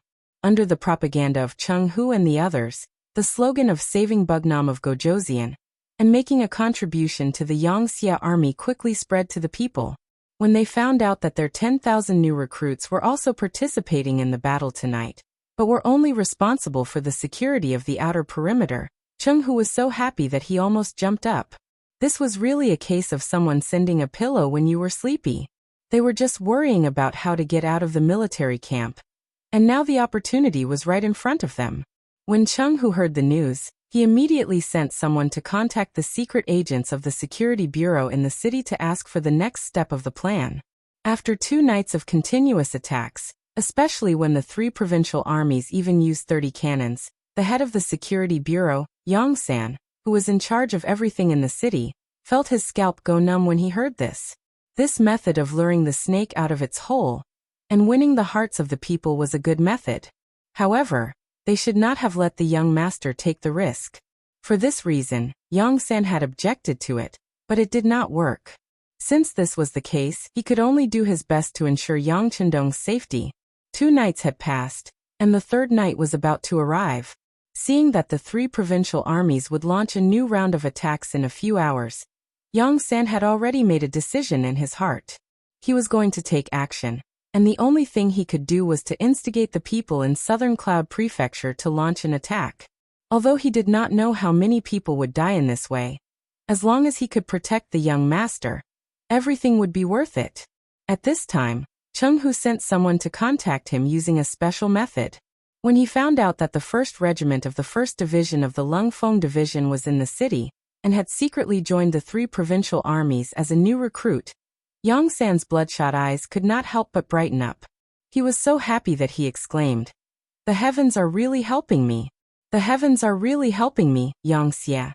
After exclaiming, Yang San immediately ordered the secret agents of the intelligence department in the city to move out and spread rumors in the city. The main thing was that if something happened to Bugnam of Gojoseon in the city, the entire Yunnan prefecture would be razed to the ground. If that really happened, no one in the city would be spared. If they could take action to support Bugnam of Gojoseon, they would be meritorious subjects. Those who made great contributions would be rewarded with silver and land in the future. Although the current Great Ming Dynasty was far from being as strong as before, it still had a certain foundation. At the very least, the state of society had not reached a point of no return. There were still some honest officials and capable officials. If the Great Ming Dynasty was really on the verge of collapse, all they needed to do was to say that they would welcome Bugnam of Gojoseon into the city, and the people in the city would be able to make use of them. In order to cooperate with the soldiers of the Lungfeng Division, Yang San had used up all his trump cards. However, Zhu Huiqi did not know about this. Perhaps he had never cared about the people in the first place. In addition, an even greater danger was pressing down on him. In the great general's residence in Guizhou, Jiang Wuqing was currently meeting with a guest in the study. As the great general of Guizhou appointed by Zhu Huiqi, Jiang Wuqing's strength was not weak. With 100,000 soldiers in his hands, he was confident. Even he himself was tall and strong, with a dignified appearance. Jiang Wuqing was a forthright person. From time to time, one could hear him laughing loudly. As a result, he enjoyed an illustrious reputation in Guizhou. However, today he could no longer laugh. This was because a familiar person had appeared in front of him. It was Yao Yingjun. As the Security Bureau's earliest spy and one of the most successful ones, Yao Yingjun was born with good looks. People called him Pan and the Reincarnation. Using this advantage, he successfully won the favor of Princess Yongsheng, Julian. He was also able to transmit the situation here to the higher-ups of Yangxia. Everything came to an end after Zhu Huiying killed his brother. After Yao Yingjun received the information from the Security Bureau, he immediately took Princess Yongsheng away. He quickly formed a group of people, and had been roaming around Guizhou. At that time, Yao Yingjun could have brought Princess Yongxing back to Yangxie's territory. Based on the important information he had transmitted over the years, the rewards he received would be enough for him to use for the rest of his life. However, he did not do that. Instead, he continued to be with Princess Yongxing and raised the banner of opposing Zhu Huiqi. Needless to say, Yao Yingjun's act had become real. He had really fallen in love with this princess. Because of this, Yang Chendong also made a promise. No matter when, as long as he didn't want to work anymore and wanted to leave with Princess Yongxing, he would personally give them permission to find a safe place to live the life of a rich man.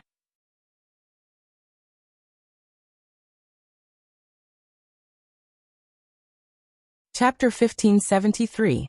Those who had done intelligence work knew that it was easy to enter, but difficult to leave. After doing intelligence work for a day, it would be difficult for someone who had spent their entire life in intelligence work to leave safely. As such, many people envied Yao Yingjun because of this matter. Feeling grateful for Yang Chendong's kindness, Yao Yingjun decided to do better work to repay his kindness. This time, taking the initiative to meet Jiang Wuqing was a risky move by Yao Yingjun to repay his kindness. When Zhu Huiyan was still alive, Yao Yingjun knew Jiang Wuqing, but they did not have much interaction at that time. As such, when he appeared alone in the Jiang residence, Jiang Wuqing was shocked.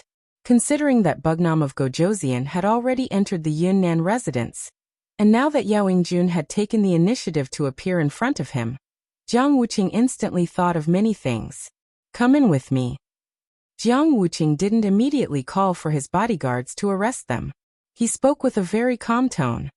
He believed that since the other party had come, it would be in his hands and could be seized at any time. Since that was the case, there was no need to be anxious. It would be better to see what he had to say. Yao Yingjun understood Jiang Wuqing's behavior very well. He had done a lot of homework and fully understood the nature of this Guizhou general, which was why he dared to take the risk alone. Hearing this greeting, he immediately chuckled, cupped his fists, and strode into the residence's inner room. The study was extremely quiet. As the host, Jiang Wuqing boldly sat down on the main seat and placed his sword on the table. His intention was self-evident. If Yao Yingjun could not convince him and give him a reasonable reason, he would probably use force. In response, Yao Yingjun only smiled and found a place to sit down. He then said, "General, do you know that a great disaster is imminent?" Jiang Wuqing's surprise at Yao Yingjun's shocking words disappeared in an instant. He then laughed coldly and said, "What? Is that all you have to say?" Negotiators from ancient times to modern times would often say shocking words in order to put enough pressure on the other party and fight for enough action. Jiang Wuqing had read a lot and had seen things like this before, so he wasn't surprised. Jiang Wuqing's performance fell into Yao Yingjun's eyes. He sighed in his heart at this person's calmness. Then he said, "General, this one is not speaking arrogantly, but this is the truth. Bugnam of Gojosian was wise and mighty. In just a dozen years, he had conquered and occupied several territories the size of the Great Ming Dynasty. He had more than 1 million troops under his command, and more than 10 million people under his rule. Wherever Bugnam of Gojosian went, his enemies were either killed or beheaded. Even if he surrendered at the mere sight of the wind, in order to preserve his life, who could be his opponent?" When Jiang Wuqing heard the praises, he did not have any intention of objecting. All of this was the truth. It was placed right in front of them, and they had no choice but to accept it. On this point, even Jiang Wuqing had some admiration in his heart. After praising Yang Chendong, Yao Yingjun continued, "Today my lord has come to Yunnan Manor. Presumably, I don't need to say more about what will happen next. General, you should know what will happen, right?" Faced with this question, Jiang Wuqing knew that he had to say something, so he said, "Brother Yao, you flatter me. As far as this general knows, my lord has already laid an inescapable net in Yunnan Manor, and Bugnam of Gojosian only brought 500 followers into the city. Now that 2 days have passed, I'm afraid that Bugnam of Gojosian is now under my lord's control." Jiang Wuqing only received the news that Yang Chendong had entered Yunnan Manor this morning. At that time, He was indeed shocked by Yang Chendong's spirit of risking his life alone, but at the same time, he was extremely impressed. Although Jiang Wuqing did not mention it to anyone else, he knew very well that this time, Yang Chendong appeared in Yunnan Manor and made such a risky move in order to save the people of the 3 provinces from the suffering of war. Unfortunately, Jiang Wuqing knew his master very well. This was a master who would kill his own brother without hesitation. Such a person only had interests in his eyes, so how could he be honest? He could not understand. If he could see this point, then the wise Bugnam of Gojoseon should also be able to see it, but why did he still risk his life? Just as he was wondering in his heart, Yao Yingjun arrived. A sense of curiosity arose in his heart. He wanted to see what Yao Yingjun thought about this matter, and what he had to say. How could Jiang Wuqing know that it was precisely because he had just received the news from Yunnan Manor that Yao Yingjun appeared in order to force the other party to make a statement at the first moment? After all, Jiang Wuqing was a very magnanimous person who treated the people well. He was considered a good official, so it was better to try to win over such a person if he could. When Yao Yingjun heard this, he threw his head back and laughed heartily. Just as Jiang Wuqing was confused and somewhat confused, he suddenly stopped and said, "What's wrong? General, do you think that you can keep my master with the means of the 3 provincial kings?" To be honest, since my master dared to enter Yunnan Manor, he naturally made all kinds of preparations. How could he be easily controlled by others? If he did not have such means, how could he have today's achievements? Jiang Wuqing still believed Yao Yingjun's words from the bottom of his heart. He also did not believe that Yang Chendong, who had always been invincible, would take such a risk. However, he just could not think of any way to break out of this situation. Out of curiosity, he could not help but ask, "Oh, but what means does Bugnam of Gojoseon have?" Shaking his head, Yao Yingjun did not answer this question. In fact, he himself did not know what means Yang Chendong had left behind. If he did not know the reason, how could he solve other people's doubts? Yao Yingjun, who did not answer this question, only said, "General, just wait for the result." But then he mentioned the purpose of his visit, which was to persuade Jiang Wuqing to surrender. "General, since my master has come to Yunnan Manor, presumably there will be a result soon. And I can say with certainty that the final loser will be Zhu Huihua. Then may I ask, once the 3 provincial kings are captured, what will the general do?" After saying these words, Yao Yingjun kept staring at Jiang Wuqing's eyes, as if he wanted to find the answer he wanted. What to do? This was what Jiang Wuqing needed to consider. The great Ming dynasty's system valued the civil and despised the military. It was destined that the social status of the military would not be too high. For example, if a scholar made a mistake, he would often be held high and let go lightly. This was because behind him were his schoolmates, fellow townsmen, peers, and colleagues. Even if he made a mistake one day and left a way out, they would all stand up and speak up. On the other hand, if a military general made a mistake, he would often be thrown into a bottomless abyss. It was even possible to go down to the 18 layers of hell. This was especially true for those civil officials. In order to suppress the status and development of military generals, they would spare no effort in using all their strength. This was also the reason why military generals received far less treatment and reputation compared to civil officials, even though they were both subjects. Jiang Wuqing was born a military general. In the past, he did not know how many military generals and ancestors were played in the palms of the civil officials, and even had their families destroyed. Among these people, some really did make mistakes, and some were directly wronged because they offended someone. And even if they really did make some mistakes, should they be punished? Also, should the families of these military generals be so heavily implicated? At best, they would be exiled and made into slaves. At worst, they would be killed.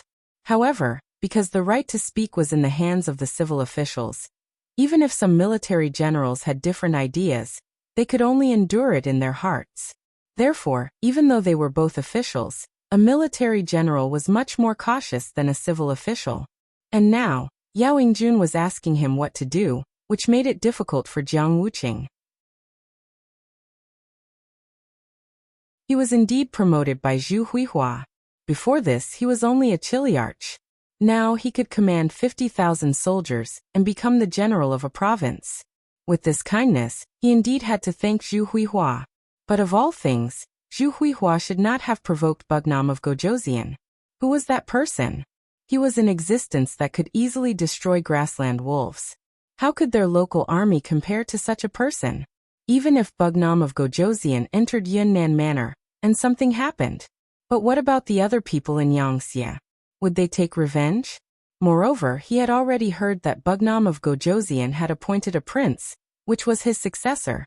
Would they really collapse? Taking a step back, if Bugnam of Gojoseon's Yangxia collapsed, what good would it do to him? Based on the fact that he had once served Zhu Huihua, not only would Yangxia's people not forgive him, but the civil officials in the southern Ming dynasty would also not let him off easily. If he was lucky, he would be dismissed. If he was unlucky, then he and his family would die. Thinking of his 4 children, the youngest of whom was only 4 years old, how could Jiang Wuqing bear to see them die because of him? For some reason, Jiang Wuqing's heart was filled with a sense of desolation at this moment. When he thought that because of him, his family would be implicated and die, he felt a burst of anger in his chest that wanted to erupt. It made him feel a burst of air, and his heart beat rapidly.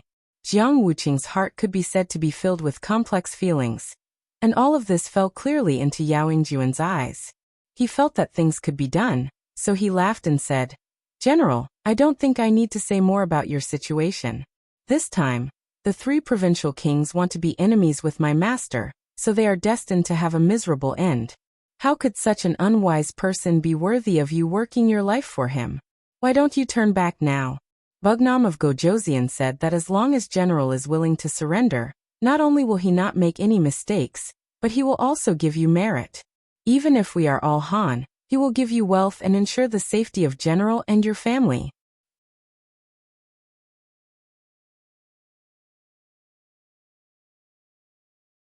Chapter 1574.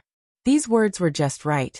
And they also touched Jiang Wuqing's heart, causing him to be moved. However, considering that he had once received Zhu Huilio's kindness, would it be too unjust to do so? Also, how trustworthy was Yao Yingjuan's words? Jiang Wuqing had already opened his mouth to agree, but he closed it tightly again.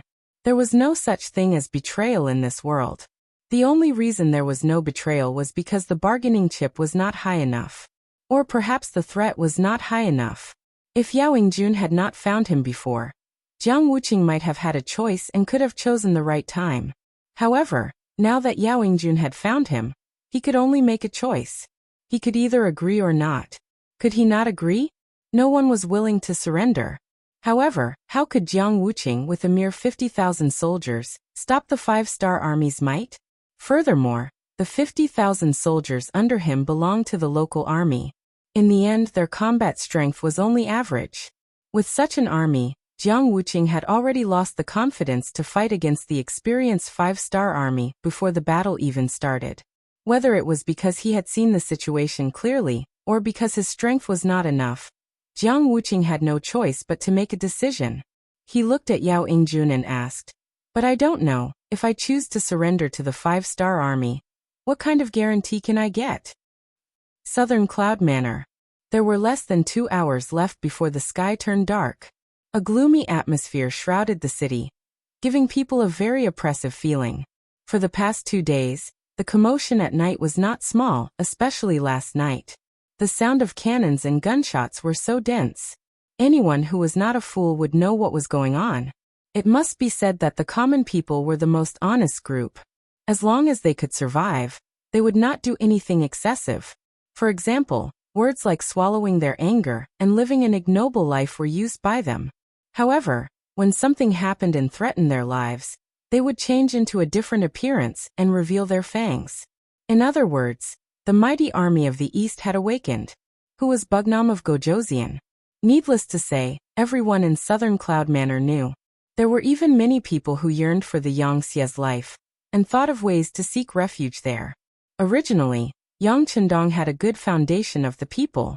This time, Yang Chendong was willing to take the risk in order to not let the common people of the 3 provinces suffer from the chaos of war. At this moment, he had won the hearts of the people. This was the general trend that Yang Chendong needed. Now that the general situation had been set, but the three provincial kings still wanted to kill Wu Nanwang. How could the common people in the city be willing to do so? This was no longer a matter of two kings fighting. If things went wrong, the common people in the city would be affected. If they still did not do anything, in the end, the city would be killed. Once such a terrible result appeared in the minds of the common people, who could remain calm? It was at this time that the spies sent by Yang San came into effect. They mixed in with the common people and talked about the powerful relationship. More and more common people felt the crisis. Finally, waves of common people in the city began to rush in the direction of the destroyed courtyard with all kinds of weapons in their hands. Southern Cloud Manor was a big city. Not to mention its history, just the fact that it was the place where the former sheeping mansion and the current mansion of the three provinces were located. It had attracted a lot of commoners. The number of commoners here had reached more than 500,000 people at one point. Due to the chaos of war, the proportion of adult men was not high. However, even if the ratio was 10 to 1, it was still possible to gather 50,000 people. Not to mention, when the matter concerned their own safety and life and death, it was not only the adult men who would stand up. Some of the older men, and some of the younger women also stood up together in order to seek a way out. They formed a mighty team and slowly rushed to the courtyard where Yang Chendong was. The kings of the three provinces who were paying close attention to the situation in the city quickly reported the matter to Zhu Huihua. In this regard, the kings of the three provinces who already had a countermeasure ordered to send out 20,000 veterans and 10,000 newly recruited able-bodied men to guard the periphery. Once they found that the common people dared to attack the former, they would be killed without mercy. At the same time, Zhu Huihua also gave the last 15,000 soldiers he had left to Wang Zhanjiang. The mission he gave him was to take Yang Chendong's life tonight, no matter what the cost. This was a desperate move, and no one stopped him. Although this was the last resort, at this moment, there was no better way to do it. But what Zhu Huihua did not know was that just tonight, two other assassination teams had also started to take action. They were the men of sacrifice of the Mu family led by Muang, and the 100 ninjas led by Mo Gue. The men of sacrifice of the Mu family led by Muang have been lurking in the city for several days, waiting for the right opportunity to take action. There was no doubt about it. Although the Mu family also looked down on Zhu Huihua, and would take his life if there was a chance. But in the face of a more powerful opponent, Yang Chendong, they had no choice but to work together to deal with this big problem first. For this reason, Muang has made up his mind to succeed or die trying. Fortunately, after 2 consecutive nights of attack, the outer courtyard of Yang Chendong's residence has been conquered, and the range of activity has been reduced a lot compared to before. Under such conditions, once the men of sacrifice of the Mu family rush to Yang Chendong's side, they still have a high chance to kill the target and complete the mission. Let's talk about the 100 ninjas led by Mo Gue. This is a force that no one knows about. Ninjas are best at hiding. In addition to Mo Gue's arrangements, no one noticed them. Even Yang Chendong didn't know about their existence.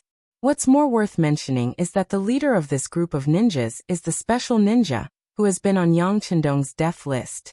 This special ninja, who should have died in the assassination of the Timur Empire's General Mandu Latu, has now come to Yunnan Mansion without anyone noticing. In the dark, he is like a poisonous snake. Once he sees the opportunity, he will decisively attack and release his powerful energy. These two dark forces, one left and one right, stared at the dilapidated small courtyard, waiting for the best opportunity to appear. In the small courtyard, Beta Persei, Dao Xiao, Ba Daojiang, and others were also doing the final inspection.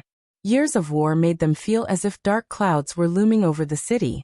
Everyone knew that the enemy's attack tonight would only be more ferocious compared to the attack of the previous 2 nights. Fortunately, they have enough firearms and ammunition in their hands, which is their strongest confidence. During the day, they have already dug trenches to ensure that the soldiers can hide in them and kill all the enemies under the premise of enough self-protection. Beta Persei, leave a gap in the east. It was unknown when Yang Chendong had changed into the golden cloak. Although the sky was turning dark, it was still dazzling. Under the illumination of the remaining light, it emitted a myriad of rays of light, giving people the feeling that he was a god descending to the mortal world. Young Master Beta Persei was surprised when he heard this. Once a gap is opened, it may give the enemy an opportunity to rush into the small courtyard. If that's the case, it will be too dangerous. Execute the order. Yang Chendong didn't explain too much. Of course he knew what he was doing. This is indeed a little risky, but if he doesn't do this, how can he find the forces hidden in the dark? Moreover, with his Grandmaster-level skills and the large warehouse that he can use at any time, is there really nothing to be afraid of? Perhaps this is the boldness of the skillful. Not to mention, who doesn't have a backup plan? Since it was Yang Chendong's order, regardless of whether Beta Persei is willing or not, he can only carry it out in the end. A gap naturally appeared in the east. However, it is not obvious, at least not at a glance. This is exactly what Yang Chendong needs. If the gap is too obvious, isn't it the same as telling others that this is a trap? The reason why Yang Chendong chose to take the risk this time is to see if he can find the whereabouts of the traitor. If his defense is foolproof, how could the traitor appear? The Black Cavalry, who have long been prepared for a tough battle, checked the weapons in their hands for the last time. The telecommunications director, Wang Shan, also came to Yang Chendong's side and reported the contents of a few telegrams that he just received. Sixth Young Master, Yao Yingjun has persuaded Guizhou Province General Jiang Wuqing and has now taken over their military power. He has also sent 20,000 troops from Guizhou Province to Yunnan Prefecture. Sixth Young Master, after a day and night of long-distance attacks, my main army is now less than 300 miles away from us. They are confident that they will arrive outside Yunnan Prefecture before noon yesterday. Sixth Young Master, the intelligence department has sent news that Guangxi Province General Bai Kuan is now in close contact with the Southern Ming Imperial Court. It seems that there is a possibility of him being instigated at any time. Sixth Young Master. Listening to the contents of the telegrams read out, Yang Chendong calmly looked ahead. He knew that after taking a big detour and eliminating the surrounding dangers one by one, he would finally have to face the Southern Ming Imperial Court. Oh, he got it. At this moment, Yang Chendong did not feel too much joy. After all, once the war broke out, the ones who would suffer would be the lowest class of Han people. It would not be like when they attacked other countries and factions, where they could do anything to achieve their goals. Wang Shan seemed to feel that Yang Chendong's mood was a little gloomy, so he quietly left after replying. On the other hand, Yang Er walked up in confusion and said loudly, "Young Master, don't be anxious. With 500 Black Knight Dragon guards around, no one will be able to rush up to you and hurt you."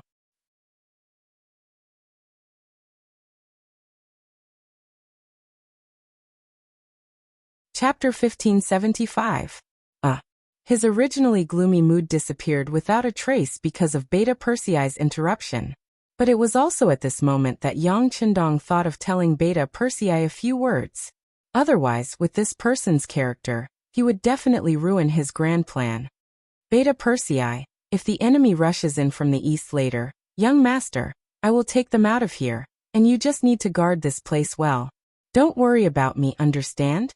Yang Chendong said with a serious look on his face. If it were any other subordinate, he would only need to give an order for the other party to carry it out.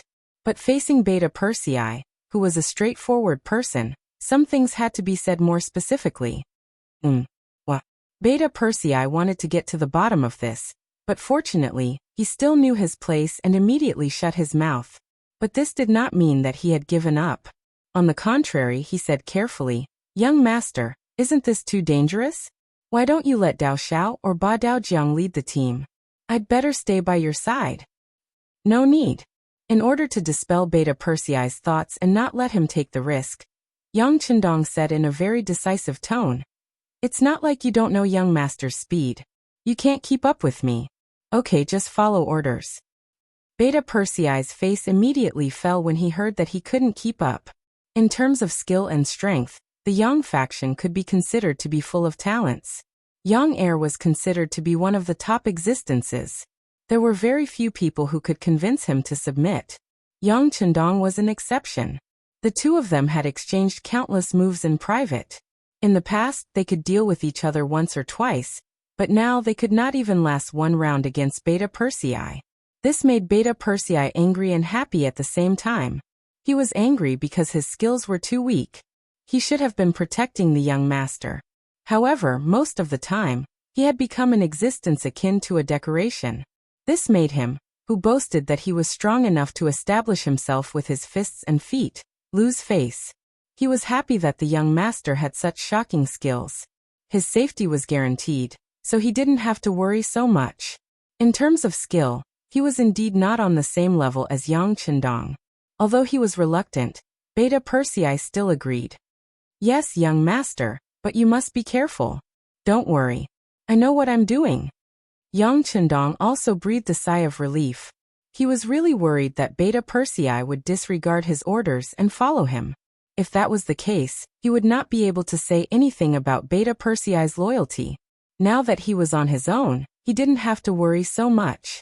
As for his skills, perhaps it was because he had been reborn, or perhaps it was because he had Daikra with him. In short, whether it was his speed, strength, or reaction time, his body was indeed frighteningly high. In addition, the battlefield and killing techniques that he had learned in his previous life were there to assist him. Unless it was a close-range attack, as long as he had a little bit of time and opportunity to react, no one would be able to kill him. Because of this, he dared to take such a risk. It was also because of this that he dared to open an opening in the face of tens of thousands of enemies with only 500 black cavalry, and set an exposed trap for the people who wanted to harm him. Not to mention, there was still the existence of the backup plan. Just now, Director Wang Shan had reported that the backup plan was in place, and that they were prepared at any time. With this, now he just had to wait for the enemy to fall into the trap. Perhaps he could use this opportunity to find out the identity of the traitor. Yang Chendong was ready for battle, and made all kinds of preparations. Outside the small courtyard, Wang Zhanjiang led nearly 20,000 troops, and was ready to charge. They had already failed for 2 consecutive nights. They had sent out tens of thousands of soldiers and dozens of cannons, but they were still unable to do anything to an army of 500 surrounded. Even though the enemy had advanced firearms, Wang Zhanjiang was still not afraid. No matter how advanced the firearms were, they still needed to be controlled by people. He didn't believe that the enemy would be able to hold on for long under continuous attacks. As long as he had the chance to get close, the human wave tactic would be effective, and it would be time for him to reap the fruits of victory. Once he killed Bugnam of Gojoseon, his reputation would definitely soar. At that time, who would dare to look down on him? When that time came, he would be the #1 hero in the world. With this thought in mind, Wang Zhanjiang felt quite excited, and the tiredness that he had felt for the past few days seemed to have lessened. While he was looking forward to it, the sky finally darkened. Wang Zhanjiang, who couldn't wait any longer, ordered the attack to begin as soon as the sky darkened. Fire arrows flew out one after another, and flew towards the surroundings of the small courtyard. In order to ensure that everyone's vision was not obstructed, Wang Zhanjiang changed his strategy of fighting in the dark 2 nights ago. He prepared countless fire arrows in advance in order to illuminate the surroundings and find the weak points of the Black Cavalry's defense to find the best path to attack. Thousands of fire arrows suddenly flew up and landed around the small courtyard. Under the connected fire, the small courtyard was illuminated as if it was daytime. The trenches dug in the small courtyard also appeared in Wang Zhanjiang's sight. Good strategy, haha. Wang Zhanjiang laughed excitedly as he instantly understood the Black Cavalry's strategy. During the day, the Black Cavalry used all kinds of methods to conceal themselves and only dug trenches. They only entered the trenches when it was dark. If they continued to attack in the dark, then even if they died in battle, no one would be able to figure out what method the Black Cavalry used. Now that the trenches were right in front of him, Wang Zhanjiang, who understood everything, had a better plan in mind. Men, prepare to light a fire and release smoke. Smoke attack was one of the most commonly used methods on the battlefield. In history, there were many records of victory through smoke attacks. However, because of the many limitations of this method of attack, although it was a good method, there were not many people who used it. But now, the Black Cavalry was surrounded within a certain range, so using smoke attacks was a good method. Under Wang Zhanjiang's order, the soldiers quickly carried dry firewood and lit it. Then they continued to add wet firewood to the fire. Soon smoke rose, and under the incessant fanning of the soldiers of the 3 provinces, the smoke began to blow towards the small courtyard. They're going to release smoke. With the help of the night vision device, Ba Daojiang, who was guarding the first line of defense, quickly discovered Wang Zhanjiang's intention. However, he did not panic. On the contrary, the corner of his mouth revealed a disdainful smile. At this moment, if Wang Zhanjiang could stand in front of him, he could not help but scold him for his stupidity. In front of long-range firearms, what was the effect of releasing smoke? Did they not know that all they needed to do was to land a shell on the pile of firewood to solve all the problems? Come on, where are the rocket launchers? Aim them at the pile of firewood and blow it up, Ba Daojiang said with a confident face. The rocket launchers beside him immediately got ready. Before the smoke could completely form, the rocket launchers were already fired at the small courtyard, raising the pile of firewood to the ground. Not only did the smoke not have any effect, but more than 10 people were killed or injured because of the rocket launcher. Wang Zhanjiang frowned. He was very curious about how the enemy could see his movements clearly when the sky was dark and the smoke was thick. Although it was the 16th day of the lunar calendar, the time when the moon was full, he shook his head. Shaking his head, he pushed the unhappiness in his heart to the bottom of his heart. Now was not the time to think about this. There was not much time left for him. If he could not take down Yang Chendong tonight, he was afraid that his head would be removed from his body. Men beat the drums charge.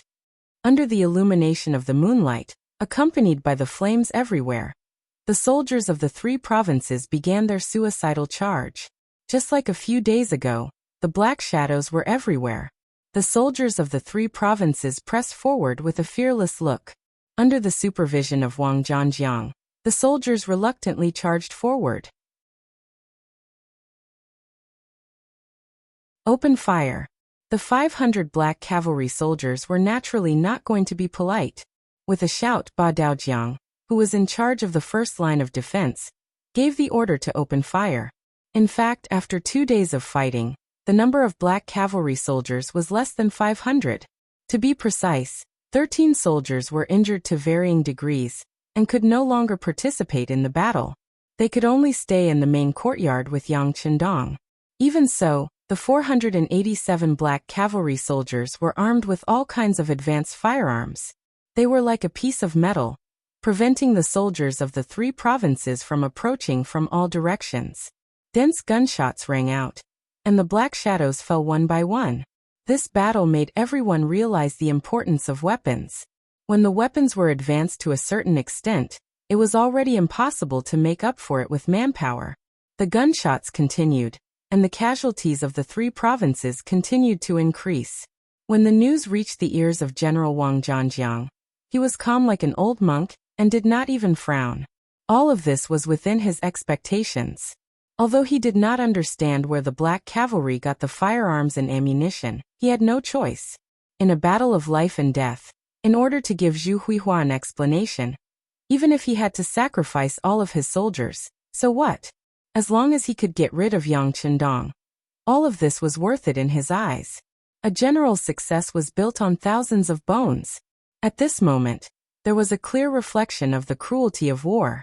Wang Zhanjiang personally supervised the battle. If any soldier wanted to retreat out of fear, once discovered, they would be killed without mercy. In this kind of battle where they would die regardless of whether they rushed forward or retreated, the soldiers had no choice.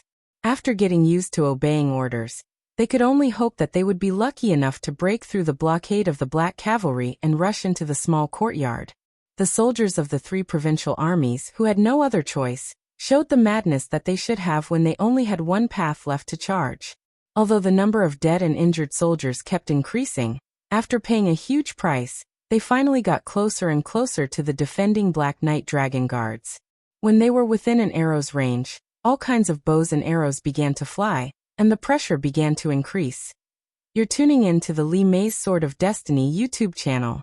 We're so grateful for your support, and don't forget to subscribe to join us on this incredible journey through captivating stories.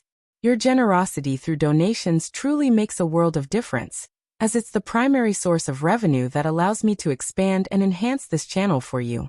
Thank you from the bottom of my heart for being a part of this adventure.